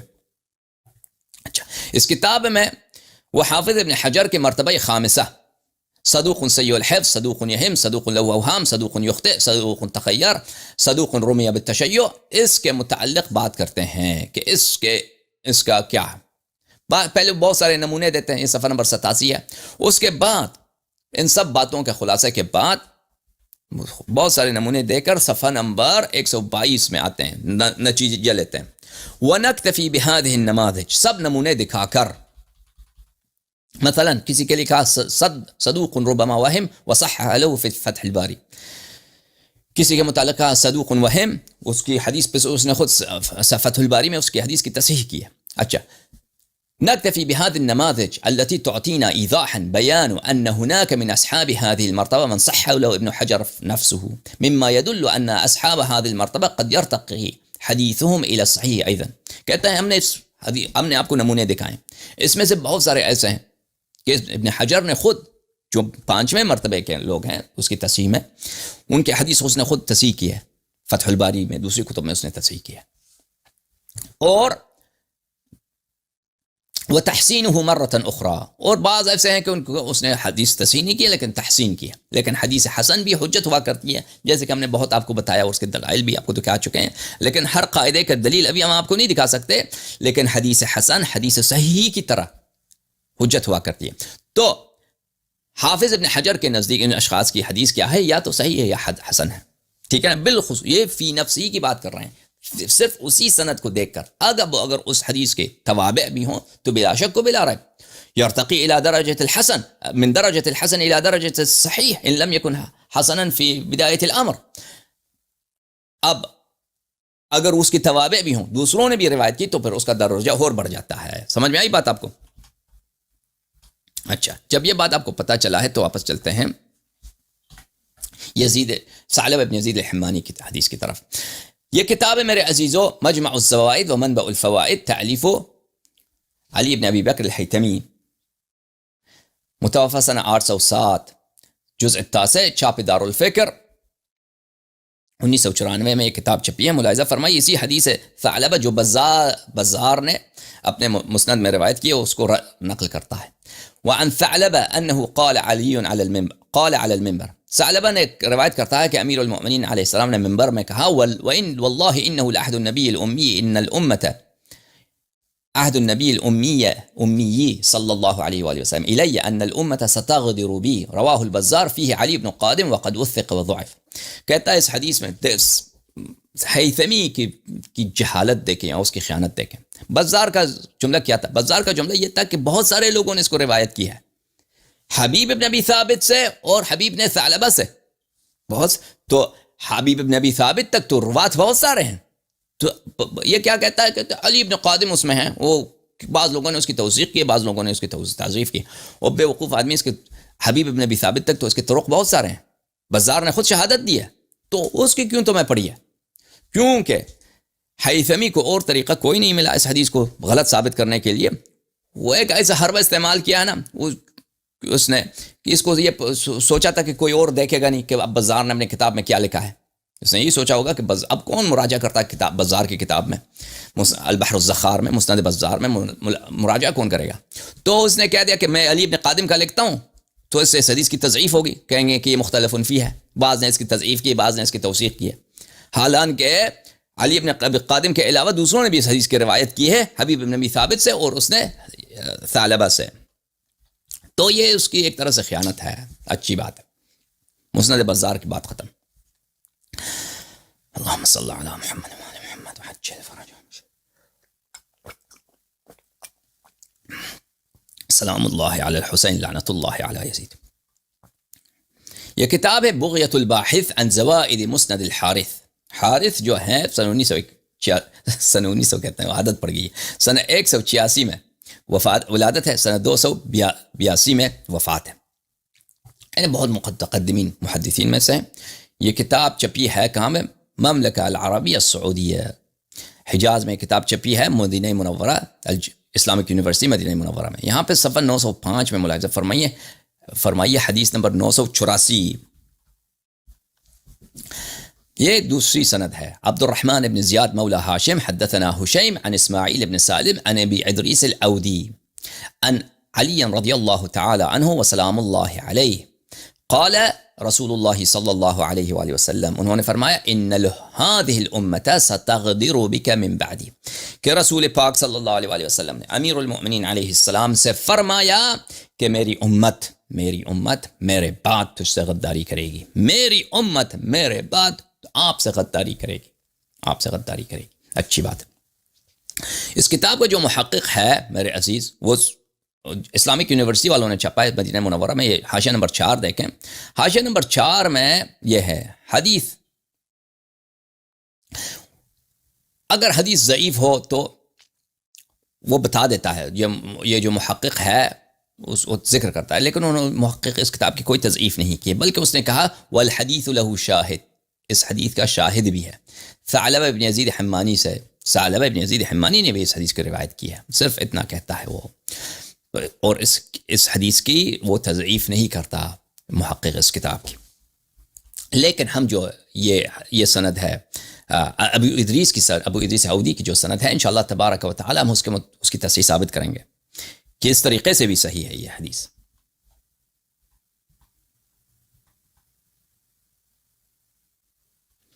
اچھا، ان دونوں طرق سے حافظ ابن حجر عسقلانی نے المطالب العالیہ بزوائد المسانید الثمانیہ، تألیف حافظ ابن حجر، جلد نمبر 4 جزء رابع، تألیف تحقیق حبیب الرحمن العظمی جو اعظم گڑھ کے ہیں، بہت بڑے محدث تھے، یہ ہندوستان کے بہت بڑے محدث، بہت ان کے عظیم تحقیقات ہیں جماعت عمریہ کے. یہاں پہ صفحہ نمبر 56 میں یہ کتاب چھپی ہے، صفحہ نمبر 56 میں یہاں پہ 2 طرق سے ثعلبہ ابن یزید سے انہم سیغدرون بک من بعدی، انہم ثعلبہ ابن یزید کے حدیث ہے کہ رسول پاک صلی اللہ علیہ وآلہ وسلم کی حدیث ہے کہ امیر المؤمنین علیہ السلام نے فرمایا واللہ، خدا کی قسم، اللہ کی قسم، رسول پاک صلی اللہ علیہ وآلہ وسلم کہ مجھ سے کیا ہے، مجھ سے وصیت ہے کہ انہم، کہ یہ لوگ مجھ سے سیغدرون بک، انہم یہ لوگ جب آپ دیکھیں، آپ کے پاس کسی کے ساتھ بیٹھے ہیں، ہم سے کہہ رہے ہیں یہ لوگ یہ کام کریں گے، یہ لوگ، تو اسی معاصرین کے متعلق کہہ رہے ہیں نا، معاصرین کے متعلق کہہ رہے ہیں، جو آپ کے معاصر ہیں، جو آپ کے ساتھ رہنے والے لوگ ہیں، انہی کے متعلق کہہ رہے ہیں. یہ جملہ انہم سیغدرون بک، یعنی ان کا رسول پاک صلی اللہ علیہ وسلم کا اشارہ سب سے پہلے صحابہ کی طرف ہے کہ صحابہ غداری کریں گے. اللہ اکبر، صحابہ غداری کریں گے کن سے؟ امیر المؤمنین علیہ الصلوۃ والسلام سے. کب؟ رسول پاک صلی اللہ علیہ وسلم کے فوراً بعد. ٹھیک ہے نا؟ یہ پہلی حدیث انہوں نے ثعلبہ. دوسری حدیث ابو ادریس کی، امیر المؤمنین علیہ السلام سے روایت کی ہے، رسول پاک صلی اللہ علیہ وسلم نے فرمایا ان هذه الامه ستغدر بك من بعدی، امت غداری کرے گی آپ سے میرے بعد. اچھی بات ہے. پھر روایت کرتا ہے یزید الحمانی سے. یزید الحمانی کون ہے؟ ثعلبہ کا باب ہے، ثعلبہ کا والد ہے، اس سے بھی روایت کرتا ہے، ثعلبہ کے والد سے بھی روایت کرتا ہے، ثعلبہ ابن یزید الحمانی. یزید الحمانی ثعلبہ کا باب. سمعت علی علیہ السلام یقول علی المنبر، امیر المؤمنین علیہ السلام منبر پہ فرماتے تھے واللہ انہ لعہد النبی الامی، نبی الامی، رسول پاک صلی اللہ علیہ وسلم کی مجھ سے وصیت ہے، مجھ سے ان هذه الامة ستغدر بی، یہ امت مجھ سے غداری کرے گی، یہ امت مجھ سے غداری کرے گی. میرے عزیزو، جماعت عمریہ کے ایک بہت بڑے محقق ہیں احمد ابن ابی بکر بوصیری، انہوں نے اس حدیث کی تحسین کی ہے، اس حدیث کو انہوں نے حجت قرار دیا ہے. ملاحظہ فرمائیے، اتحاف الخیرۃ المہرہ بزوائد المسانید العشرہ، تالیف احمد ابن ابی بکر ابن اسماعیل البوصیری. یہ کتاب چھپی ہے دارالوطن للنشر سعودی عرب میں، حجاز میں، سنہ 1999، دارالوطن للنشر ریاض۔ یہاں پہ ملاحظہ فرمائیے صفحہ نمبر 186 میں ثعلبہ ابن یزید الحمانی روایت کرتے ہیں امیر المؤمنین علیہ السلام سے، واللہ انہ لعہد النبی الامی الی ان هذه الامة ستغدرك من بعدی، اللہ کی قسم وصیت ہے رسول پاک صلی اللہ علیہ وآلہ وسلم کی مجھ سے کہ یہ امت آپ سے غداری کرے گی میرے بعد۔ رواہ ابو بکر ابن ابی شیبہ باسناد حسن، ابو بکر ابن ابی شیبہ صاحب مصنف ابن ابی شیبہ، انہوں نے اس حدیث کی روایت کی سند حسن کے ساتھ۔ اب یہ ہمارے پاس نہیں ہے، یہ حدیث ابھی جو ہمارے پاس جو مسند ابی بکر ابن ابی شیبہ ہے اور مصنف ابی بکر ابن ابی شیبہ ہے، اس میں یہ حدیث نہیں ہے، لیکن حافظ بوصیری شہادت دیتا ہے کہ یہ حدیث موجود تھا۔ اب اس میں سے حذف کیا گیا ہے، کسی نے کسی طرح سے حذف ہوا ہے، اس کا اللہ جانتا ہے، لیکن شہادت دیتا ہے کہ اس کی سند کیا ہے، حسن ہے وہاں پر۔ تو یہ وہاں اس حدیث سے اس کو سرجری کر کے اس کتاب سے نکال دیا ان لوگوں نے۔ ابھی ہمارے پاس جو نسخے ہیں مصنف ابن ابی شیبہ کے اور مسند ابن ابی شیبہ کے، اس میں یہ حدیث نہیں ہے، لیکن یہ شہادت ہے کہ حدیث حسن ہے۔ اور میرے عزیزو، حدیث حسن حدیث صحیح کے قسم ہے، اور حدیث صحیح کی طرح حجت ہے۔ سمجھ میں آ رہی نا بات آپ کو؟ وہ بنفسی حسن ہے، لیکن وہ اگر ملا دیں دوسرے احادیث دوسرے طرق کے ساتھ تو پھر وہ تو صحیح بن جاتا ہے۔ حارث نے اپنے مسند میں، حارث جیسے ہم نے آپ کو دکھایا، اور بزار نے بھی اس کو روایت کی ہے، یہ شہادت ہے، ٹھیک ہے نا عزیزو؟ یہ کتاب ہے میرے عزیز المطالب العالیہ بزوائد المسانید العالیہ مسانید الثمانیہ، حافظ ابن حجر عسقلانی کی، تحقیق عبداللہ ابن ظافر ابن عبداللہ الشہری۔ انہوں نے اس کتاب کو کیا ہے، تحقیق کیا، محقق اس کتاب کے شیخ عبداللہ ابن ظافر ابن عبداللہ الشہری۔ مجلد 16، 16واں مجلد، دار العاصمہ للنشر سعودی عرب ریاض میں یہ کتاب چھپی ہے، المملکۃ العربیہ السعودیہ، سنہ 2000 میں یہ کتاب چھپی ہے۔ ملاحظہ فرمائیے اس کتاب میں اس حدیث کو نقل کرتے ہیں صفحہ نمبر 66 میں وہی حدیث، ثعلبہ بن یزید الحمانی، واللہ انہ لعہد النبی الامی، اس حدیث کے اس کتاب کے جو محقق ہیں، سعودی عرب میں یہ کتاب چھپی ہے، اس کتاب کے محقق، یہ ایک 1.5 صفحہ ان کی تحقیق ہے۔ اس کے بعد اگلے صفحے میں آخر کہتے ہیں لیکن بالنظر الى الطریقین معا فالحدیث حسن لغیرہ، کہتے ہیں دونوں طریقوں میں ملاتے ہیں حدیث حسن ہے۔ یہ حدیث ضعیف نہیں ہے، یہ حدیث حسن ہے، وہ حسن ہے یعنی صحیح کے قسم ہے، حجت ہے۔ سمجھ میں آئی بات آپ کو؟ ان کے نزدیک بھی۔ اچھا، ملاحظہ فرمائیے کتاب المستدرک علی الصحیحین للحاکم النیسابوری، حاکم نیسابوری نے 2 طرق سے روایت کی اور دونوں طریقے انہیں تصحیح کی ہے۔ اور محمد ابن عثمان ابن قائماز الذہبی الناصبی، جو جماعت عمریہ کے جتنے محدثین ہیں، ان کے زمانے کے بعد سب کے سب ذہبی کے کتب کے وہ محتاج اور ان کے عیال ہیں۔ وہ آپ کو پتہ ہے ذہبی کا کتنا بلند رتبہ ہے۔ ان کی کتاب تلخیص المستدرک، تلخیص المستدرک میں ذہبی کا کام یہی ہے کہ جو بھی حدیث امیر المؤمنین علیہ السلام کی فضیلت میں ہے، کسی نہ کسی طریقے سے اس میں کوئی علت، کوئی خامی، کوئی ضعف اس کو ڈھونڈ کے نکال دے اور اس حدیث کو وہ تضعیف کر دے۔ اور ایک جگہ تو اس کے کتب میں یہ بھی، میں نے اب پتہ نہیں کہاں، میزان الاعتدال میں تھا، کہاں پہ تھا میں نے دیکھا، وہ کہتا کاش حاکم نے یہ کتاب مستدرک لکھا ہی نہ ہو کیونکہ بہت سارے احادیث جو امیر المؤمنین علیہ السلام کے فضیلت میں ہیں، ان کی امامت کے دلائل ہیں، صحیح طریقے کے ساتھ حاکم نے روایت کی ہے مستدرک میں اور اس کو ضائع ہونے سے بچایا ہے۔ تو وہ خواہش کا اظہار کرتا ہے کاش حاکم نے کتاب مستدرک لکھا ہی نہ ہوتا وہ اتنا متعصب آدمی ہے یار ہمیں۔ اچھا، تو یہ اس کی کتاب تلخیص المستدرک، اس نے بھی تصحیح کیا ہے، دونوں طریقوں کی تصحیح کی ہے، 2 مختلف طریقوں سے روایت کی۔ ایک طریق ہے حیان الاسدی کی طریق ہے، اس کی بھی تصحیح کی ہے، اور ایک ہے ابو ادریس الاودی کی حدیث ہے، اس کی بھی تصحیح کی ہے، دونوں نے۔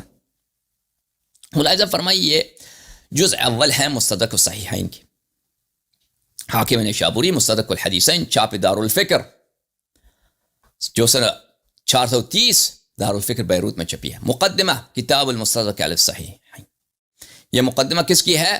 الحمدللہ العزیز القہار، یہ مقدمہ ہے مؤلف کا، حاکم نیسابوری کی، اچھا، حاکم نیشابوری اپنے مقدمے کے دوسرے صفحے میں کہتا ہے وقد سألني جماعة من الأعيان هذا العلم بهذه المدينة وغيرها، اسی شہر میں اور بعض دوسرے شہروں کے اہل علم نے مجھ سے انہوں نے درخواست کی ہے، کیونکہ یہ اپنے زمانے کا سب سے بڑا محدث تھا حاکم نیشابوری. انہوں نے مجھ سے درخواست کی ان اجمع کتابا، کہ میں ایک ایسی کتاب کو تعلیف کروں یشتمل على الاحادیث المرویہ باسانید یحتج محمد بن اسماعیل ومسلم الحجاج بمثلها، کہ ایسے احادیث پہ مشتمل ہو کہ ان احادیث کس اسانید اس طرح ہو کہ اسماعیل بخاری و مسلم ابن حجاج ان جیسے اسانید پر انہوں نے استدلال کی ہے. یعنی ایسے اسانید کے ساتھ میں ایسی کتاب لکھوں کہ ان کے اسانید بخاری اور مسلم کے احادیث کی اسانید کی طرح ہوں، یعنی صحیح حدیث کی کتاب لکھوں. یعنی محمد حاکم نیشابوری کا اصل کیا ہے، نیت ان سے جو درخواست کی گئی ہے کہ آپ صحیح پہ کتاب لکھیں، اور صحیح کون سی ہو؟ بخاری اور مسلم کی طرف صحیح ہو. اسی لیے نام رکھا المستدرک علی الصحیحین، مستدرک ہے بخاری اور مسلم کی مستدرک ہے. مستدرک کس کو بولتے ہیں؟ کسی کتاب پہ اگر مستدرک لکھتے ہیں آپ، یعنی اس کتاب میں سے جو احادیث چھوٹ گئی ہیں، اس مصنف نے اس کو نہیں ملا ہے یا اس نے درج نہیں کیا کسی وجہ پر، آپ اس کو مستدرک میں لائیں. وسائل الشیعہ مستدرک الوسائل، یعنی وہ احادیث جو صاحب مستدرک سے چھوٹ گئی ہیں ان کو کس نے لایا ہے؟ حاجی نوری رحمہ اللہ نے مستدرک الوسائل میں اس نے جمع کیا ہے. ٹھیک ہے نا؟ اچھا، اور پھر کہتا ہوا انا استعین اللہ علی اخراج الاحادیث، اور میں خدا سے مدد مانگتا ہوں کہ ایسے احادیث روایت کروں رواتها ثقات، روات اس کے سب ثقات ہوں، قد احتج بمثلها الشیخان او احدهما، کہ شیخان بخاری و مسلم نے، اور یا صرف بخاری یا صرف مسلم نے ان جیسے احادیث پہ انہوں نے احتجاج کیا ہے. وهذا الشرط شرط الصحیح عند کافة فقهاء اہل الاسلام، اور یہ صحیح کی شرط ہے سب علماء کے نزدیک. اچھا، یہ شرط رکھ کے دیکھیں کہ اس نے خود اپنے کاندھے پہ شرط رکھا ہے کہ بخاری اور مسلم جیسے احادیث ہی جمع کریں. المستدرک علی الصحیحین، جلد نمبر 3، چھاپ دارالفکر، چھپائے سنہ 2009 میں، دارالفکر بیروت، صفحہ 350، حدیث نمبر 4724 4734. عن ابی ادریس الاودی، ابو ادریس الاودی سے روایت کرتا ہاں، پھر کہتا ہے کہ ہذا حدیث صحیح الاسناد. ٹھیک ہے نا؟ اب دیکھیے 4734 وافقہ الذہبی فی تلخیص المستدرک قال صحیح. ذہبی ناصبی ہونے کے باوجود اس کا بھی یہ قول کی حدیث صحیح ہے، ابو ادریس کے اودی کی حدیث. ٹھیک ہے نا؟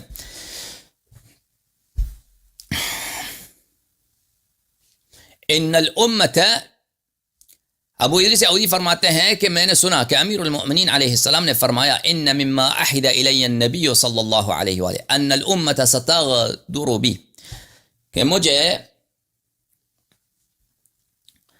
رسول پاک صلی اللہ علیہ وآلہ وسلم کی وصیت ہے کہ امت مجھ سے غداری کرے گی، اور دونوں نے شہادت دی کہ یہ حدیث صحیح ہے. ٹھیک ہے نا؟ یہ پہلی حدیث. دوسری حدیث صفحہ نمبر کون سا؟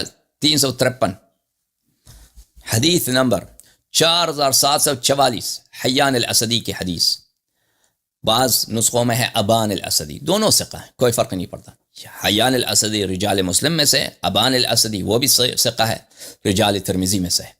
اچھا، سمعت علی علیہ السلام یقول، سند کہاں ہے آپ پوچھیں گے، یہاں پہ سند مذکور نہیں، سند بھی ہم دکھائیں گے، کوئی بات نہیں. سمعت علی علیہ السلام یقول، میں نے سنا سید المسلمین، پر 3 سند بنے نا، تینوں کی 3 صحیح ہیں، تینوں کی 3 صحیح ہیں. ثعلبہ بن یزید الحمانی کی حدیث صحیح، ابو ادریس الاودی کی حدیث صحیح، ابان الاسدی کی حدیث یا حیان الاسدی کی حدیث صحیح. سمجھ میں آئی بات آپ کو؟ تینوں کی 3 صحیح ہیں. قال لی رسول اللہ صلی اللہ علیہ وآلہ وسلم، رسول پاک صلی اللہ علیہ وآلہ وسلم نے مجھ سے فرمایا ان الامت ستغدر بک بعدی، میرے بعد امت آپ سے غداری کرے گی. وانت تعیش علی ملتی، آپ میرے شریعت میں، آپ کی زندگی میرے ملت، میرے صراط، میرے نہج پہ گزر جائے گی. وتقتل علی سنتی، اور میری سنت پر آپ کو قتل کیا جائے گا. ومن احبک احبنی ومن ابغضک ابغضنی، جو آپ سے محبت کرتا ہے مجھ سے محبت کرتا ہے، جو آپ سے بغض رکھتا ہے، جو آپ پہ تلوار اٹھاتا ہے، جو آپ کے خلاف جہاد کرنے کا فتویٰ دیتا ہے یا دیتی ہے اونٹنی پہ بیٹھ کر، وہ مجھ سے بغض رکھتی ہے. یا بغض رکھتا ہے، جو بھی ہے، آپ خود جانتے ہیں کون ہے وہ. ومن ابغضک ابغضنی وان هذا ستغضب من وان هذه ستغضب من هذا یعنی لحیته من رأسه قال صحیح.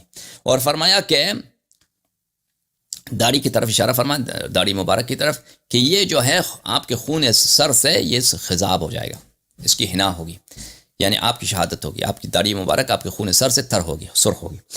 یہ حدیث کہا کہ صحیح ہے. سلام اللہ علی امیر المؤمنین. ذہبی کیا کہتا ہے؟ 4744 وافقہ الذہبی فی التلخیص قال صحیح. اس نے بھی کہا کہ حدیث کیا ہے؟ ہاں بتاؤ. رافضیوں کی ہے حدیث؟ نہیں، ہاں رافضیوں کی حدیث ہے، کیونکہ نبی کریم صلی اللہ علیہ وسلم رافضی ہیں امیر المؤمنین علیہ السلام رافضی ہیں. رافضیوں کی حدیث ہے، جی ہاں رافضیوں کی حدیث ہے. لیکن بھلے غیر رافضی علماء آپ کے، ناصبی علماء آپ کے، ذہبی جیسے لوگوں نے اس کی حدیث کی تصحیح کی ہے.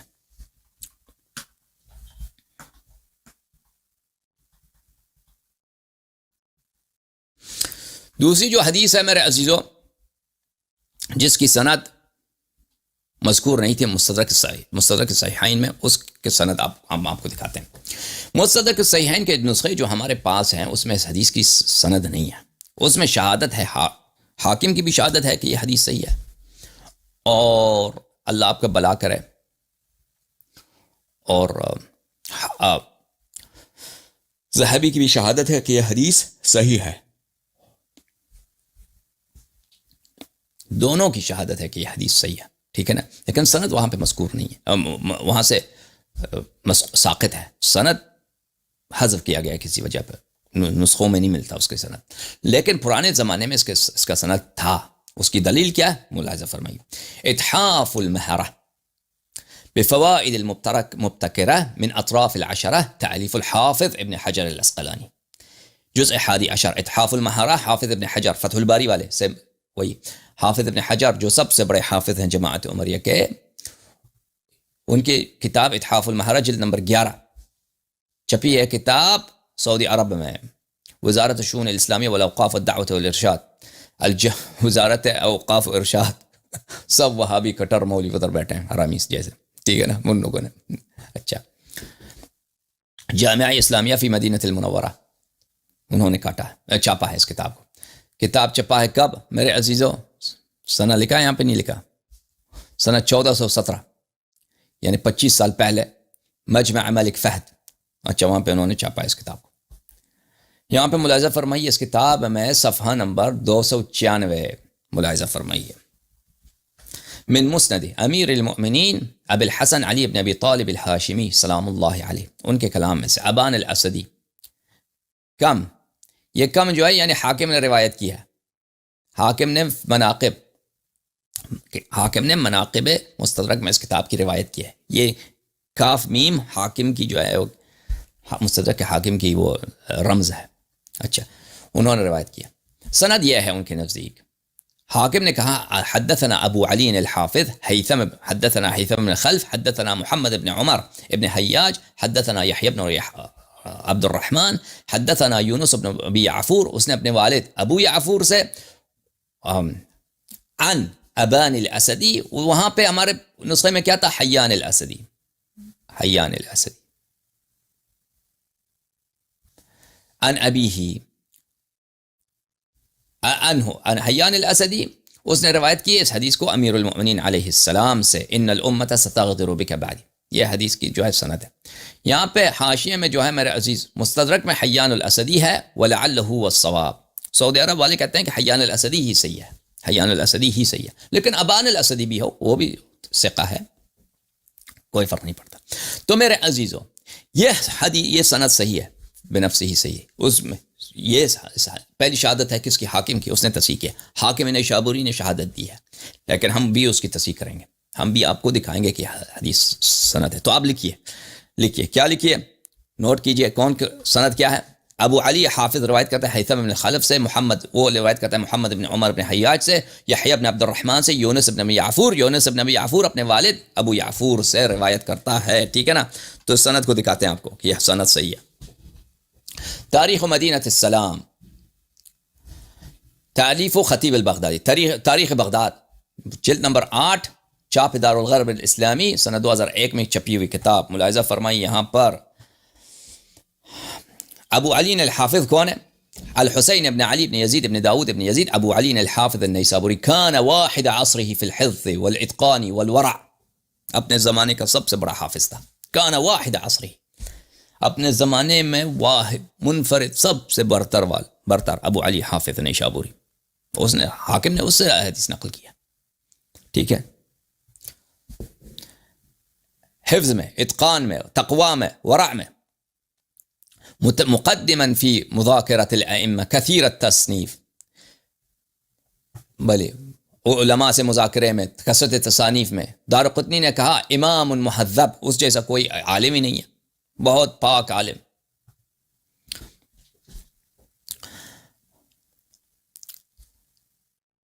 میں نے حافظ ابن عباس ابن عقدہ کو دیکھا کہ کسی حافظ کے لیے اس طرح تواضع نہیں کرتا جیسے حافظ ابی علی نیشابوری کے لیے تواضع کرتا تھا. یہ کس کا قول ہے؟ ابو بکر ابن دارم الکوفی کا، ابن ابی دارم الکوفی کا قول ہے. اچھا، ان کی وفات ہے، فرماتے ہیں کہ سنہ 49 و 300، 349 میں ان کی وفات ہے. سنہ 349 میں ان کی وفات ہے حافظ ابو علی نیشابوری کی. وہ ہیثم ابن خلف سے روایت کرتے ہیں. ملاحظہ فرمائی ہیثم ابن خلف کون ہے؟ تاریخ مدینہ السلام، تاریخ بغداد، جلد نمبر 16، چاپ دارالغرب الاسلامی، چھپائے سنہ 2001 میں، صفحہ نمبر 96. روایت یہ ہے ہیثم ابن خلف ابن محمد ابن عبد الرحمن ابو محمد الدوری. ابو بکر اسماعیلی کہتے ہیں یقول ہیثم ابن خلف الدوری کان احد الاثبات وکان کثیر الحدیث جدا ضابطا لکتابه. اس کی داڑھی سفید نہیں ہوئی تھی، اور کہتا ہے کہ حدیث بہت، اس کے پاس بہت حدیث زیادہ تھا، اور اس کا ضبط، اپنے کتب کو حفظ کرنا، اپنے کتب کو اچھی طرح سے لکھنا، بہت ہی اس کا خیال رکھتا تھا اپنے کہ غلط حدیث کہیں نقل نہ ہو. سب اس کا طریقہ کار یہی تھا. وہ کیسے نقل کرتا ہے؟ محمد ابن عمر الحیاج الکوفی. ملاحظہ فرمائی یہ تقریب التہذیب کتاب ابن حجر عسقلانی کی، چاپ دار الرشید، سنہ 1991 میں کتاب چھپی ہے. دار القلم بیروت میں کتاب چھپی ہے. ملاحظہ فرمائیے صفحہ نمبر 498 میں یہ ہے محمد ابن عمر ابن حیاج الحمدانی الکوفی الاسدی الکوفی. محمد ابن عمر ابن حیاج الحمدانی الاسدی الکوفی صدوق. یہ اس کا مرتبہ رابعہ ہے، 12 مراتب میں سے مرتبہ رابعہ ہے. اس کی حدیث صحیح ہے، ٹھیک ہے نا، مرتبہ رابعہ میں صدوق. اچھی بات. مات سنہ 55، یہ سنہ 155 میں اس کی وفات ہوئی ہے. سنہ 155 ہجری میں، 155 میں اس کی وفات ہوئی ہے. اچھی بات.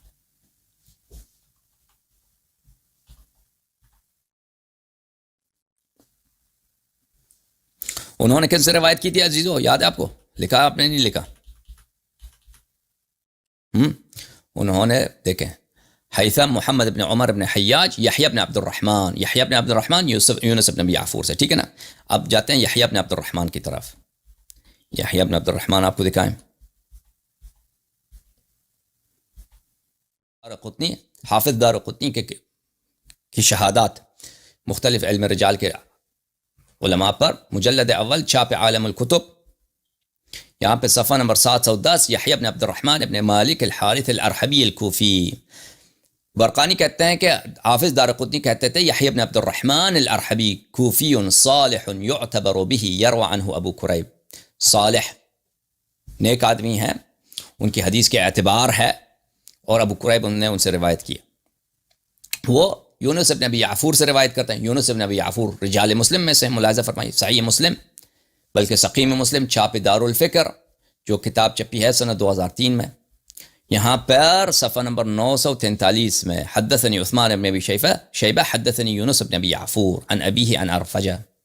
یونس ابن ابی یعفور سے، یونس اپنے والد سے، ان کے والد ارفجہ سے، اور وہ رسول پاک صلی اللہ علیہ وسلم سے.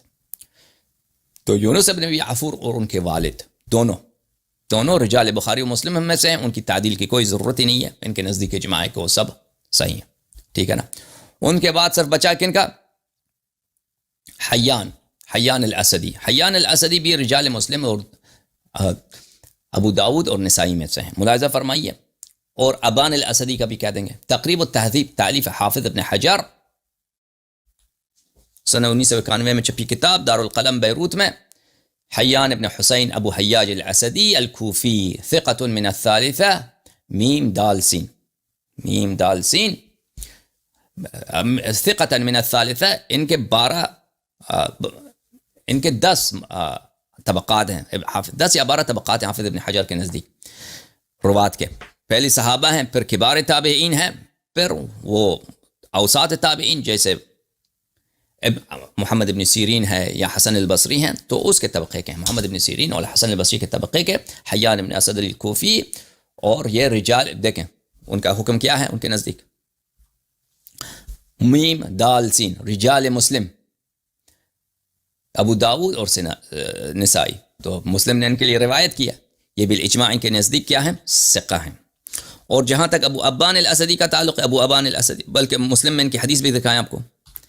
ملاحظہ فرمائیے، یہ کتاب ہے سقیم مسلم، چھاپ دارالفکر. یہاں پر اللہ آپ کا بھلا کرے، یہاں پہ صفحہ 440 حدیث نمبر 2132 ابو وائل روایت کرتے ہیں ابی حیاج الاسدی سے، یہ رجال مسلم میں، ٹھیک ہے نا، ان کی حدیث مسلم میں. اور جو ابان الاسدی ہے اگر وہ ہوں، یہ کتاب ہے تقریب التہذیب، چھاپ دارالعاصمہ. ابان الاسدی النحوی الکوفی ثقۃ تکلم فیہ الازدی بلا حجت. یہ کوفی ہیں، ثقہ ہیں. ازدی نے ان کی بلا حجت، بلا دلیل کہ ان کو جرح کی ہے، ان کی جرح قبول نہیں ہے، تو یہ بھی ثقہ. تو پتہ چلا کہ یہ حدیث بھی صحیح ہے، ٹھیک ہے نا. ہم نے بھی صحت ثابت کی ہے، حاکم نے بھی صحت کی شہادت دی ہے. اور کس نے صحت کی شہادت دی ہے؟ ذہبی نے بھی صحت کی شہادت دی ہے، ٹھیک ہے نا عزیزو.